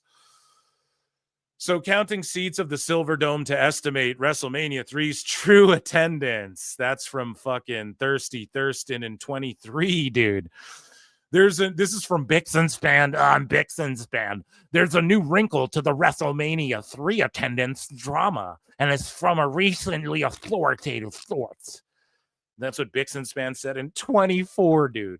23, 24. Meltzer said, what's pulling recent cards, dude? Here's Bixen's span again. When was this? Maybe on just a different website the same year. I don't know, but it was published on Friday, 30th of March. No year given. How many people were actually at WrestleMania 3? A Deadspin investigation. And Detroit Free Press. And this is Brian McCollum said, what was the real attendance at WrestleMania 3 in the Silverdome? I'm not going to make fun of him because I don't know off the top of my head who Brian McCollum is. And counting seats for the Silverdome, like all this shit. And he was responding to AIR Gold, who's like 46.476 all-in turnstile count. I love that this is a thing that only gets looked into. So it's just AIR Gold being a fucking goofy goof. A dummy McFuck, right? And shout out, Meltzer said, what for snapping on him. Speaking of dummy McFucks, though. So a couple weeks ago, I want to say, we cover this AEW sicko who fucking had 4 or 5 people chained up literally in his basement, and he's a pastor's son. And he's torturing people, presumably making them watch old Rampage tapes. I made that last part up, but luckily he got caught. I'm sure there'll be a fucking Netflix doc on that one day. They'll interview me. I mean, I'll produce it. Awful Wrestling posted this clip, and I don't know where he found this, but again, what are the odds that one of these like pred catchers, the P3DO catcher, YouTube channel, and I'm assuming a prominent one if Awful sleuthed a clip of it, right? This guy, I guess he's been like grooming. They say total wigger registered offender with a W, guys. Okay, that's what they wrote there. Okay, just so nobody clips me out of context. Registered offender gets caught up again and catches an attitude arrested, Bedford, Virginia. And so this guy, right? He, I guess, had dynamite on in the background while he's being pred busted. Okay, and I guess he's one of those like a J-Rock, right? With a W, guys. Okay, let no fucking sicko clip what I said there out of context. And here we go. Awful posting this video here to catch a sicko, dude. Oh, why don't you have a seat right over there?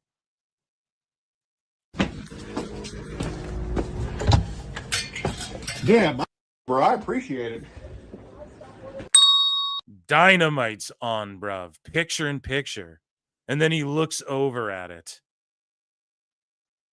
Orange Cassidy can't save me. Predator, this is credit Predator Poachers on YouTube. Holy fuck, bud. Oh my God, he's twiddling thumbs. This sick son of a bitch right here. Twiddling thumbs, watching Dynamite. Oh, it's tall up there. Yeah, that's cool. When she told you she was 16, why'd you quit? Why did you just stop talking to her right then and there? Because I thought she was. I thought. Joey Ryan's like, that makes a video that's actually legal in some territories. No, this is jokes, folks. Be friends, you know. Damn, awful. Good catch, man. I don't know if you are the originator, but goddamn, great work. Great little mini edit. Holy shit. And here's unfortunate commentary running in the background. And he's drinking a big brisk. He keeps looking over at the TV. Can't miss his fucking graps. And this is what I mean, right? This shit isn't good for your fucking brain. Now, it's not like, oh, they watch AEW, so you're saying they kidnap people and they fucking are being predos and all this shit. And they're, no, I'm not saying that it like causes it, but it's like, the needles, the druggings, the body baggings, the tapings, the mutilations is the fucking the body bags. Did I say that? The lighting on fire, the throwing in the trunks and all the shit. It just attracts an odd type, and especially where online people's brains are being warped with too much information. The ability to see like savage murderlings videos. Like you can just be scrolling Twitter and see a video by accident where you're like, oh fuck, I didn't want to see that. And it'll just fuck up your everything. Like shit people would see in war and stuff. You can see on your timeline. Kids have more access to it. And I'm not saying everything's got to be cuddly, cute, and PG, or that you can't break out the glass or even do a needle through a fucking cheek. I'm not saying like there isn't, maybe you could make that work, but it's like, goddamn, like at what point do we like slow down a little bit or like not put the Rizzler on the show? Like it's going to attract people who are into like fucking like that Lucifer Valentine guy. You guys know him? Like people who are into his movies and shit. I just watched this YouTube channel like expose that guy. I think that's his name.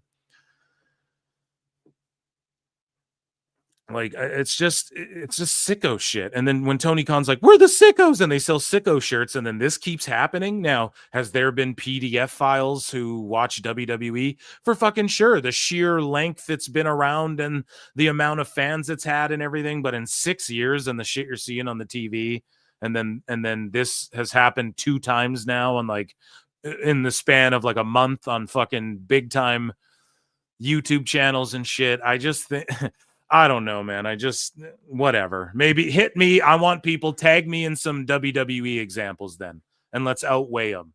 You know, fuck the ratings war. Let's see how many creeps. Let's expose all these creeps. I'm all for it. But it's like, fuck, man. That shit can't be good for your brain entirely either, you know? So anyways, unfortunate commentary running in the background. Let's just watch this clip. Fuck this guy. On Facebook, like it's. And look, they call him a total WIGGER. I mean, dude, I don't get it. He's wearing like a collared shirt.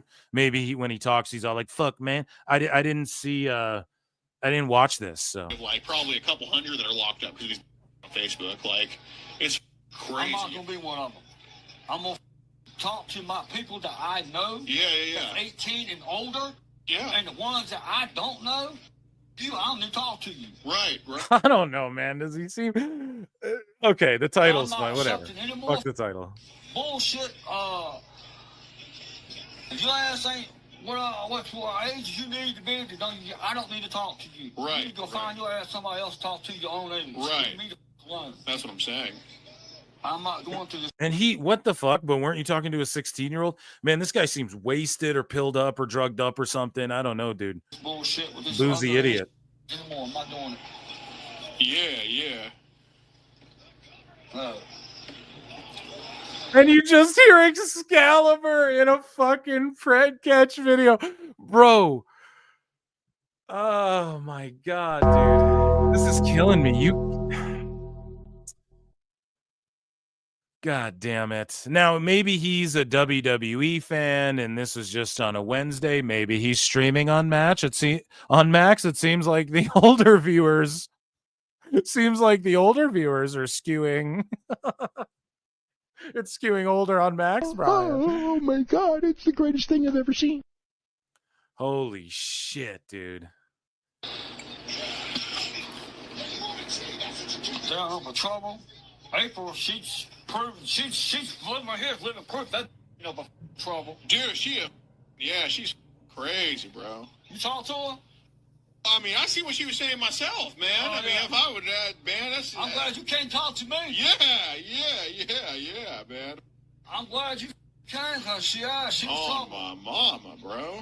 So she was fine lying and bullshitting the whole motherfucking time. Well, you already know. I already knew that she was bullshitting. She was doing that shit.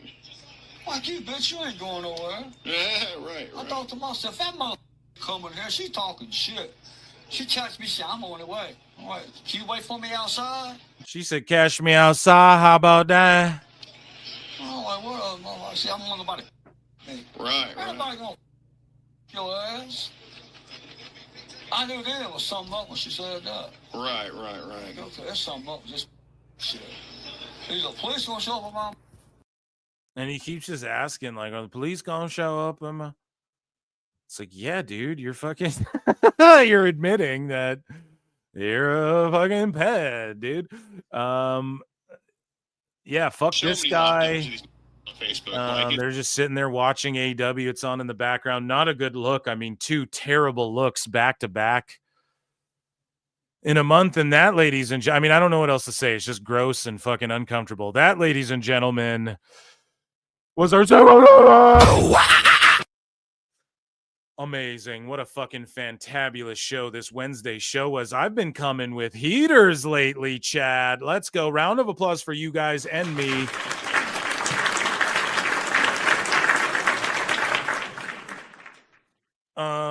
Guys, I love you all so much, and thank you all for being here.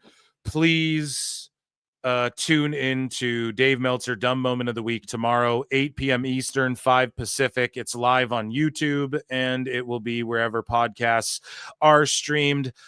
Saturday live show will be going along with Crown Jewel in the morning. And if I miss it, I won't. I'll make sure I get up, and I'll sync the time up. So Aussie, oi, oi, oi. Shout out everybody in Aussie land. Or is that this Saturday? Yeah, that's this Saturday. And then it's Canadian Thanksgiving. So I'm not going to be watching Bound for Glory with you guys unless like something weird happens where we go home early or so, I don't know, but it just likely won't happen. So we'll review it on Member Monday show. So get your memberships. Appreciate you all. Phil, you're a legend. No year. Are you sure? Are you sure about that? You're fucking legends. Thank you all. Until next time, I bid you to go to bed. It's late. I'll see you in the Upside Down. See you tomorrow for Double DMW. Peace. I look and see it's not just me. Jack, why do you insist on doing this dumb internet shit on TV? I look and see it's not just me. This place is a fucking joke, man. You're a clown. I quit. So many of us have stood where we stand. We are the young, so raise your hand. So many of us have stood where we stand. We are the young, so raise your hand. We call us problem child. We spend our lives on trial. We walk an endless mile. We are the youth gone wild. We stand and we won't fall. We're one and one for all. The writing's on the wall. We are the youth gone wild. No. It doesn't make logical sense, but it makes. Well, yes, of course. But it makes wrestling booking sense. Of course, this makes no sense. Of course, okay, it makes no sense. However, in pro wrestling booking, which often makes no sense, you would do that. It's about making money. It's not about anything else. Wrestling has always been about making money first and foremost. That's it. I look and see it's not just me. Last weekend was the greatest weekend in AEW history. This is the greatest week. I look and see it's not just me. Security, my safety, my life was in danger at a wrestling show. So many of us have stood where we stand. We are the young, so raise your hand. So many of us have stood where we stand. We are the young, so raise your hand. We call us problem child. We spend our lives on trial. We walk an endless mile. We are the youth gone wild. We stand and we won't fall. We're one and one for all. The writing's on the wall. We are the youth gone wild. They call us problem child. We spend our lives on trial. We walk an endless mile. We are the youth gone wild. We stand and we won't fall. We're one and one for all. The writing's on the wall. We are the youth gone wild. Let it get wild. If you're familiar with how we do things often here on these Wednesdays, it's a lot like one of my favorite movies, Time Cop. What? Fuck you. Fuck you. Yeah.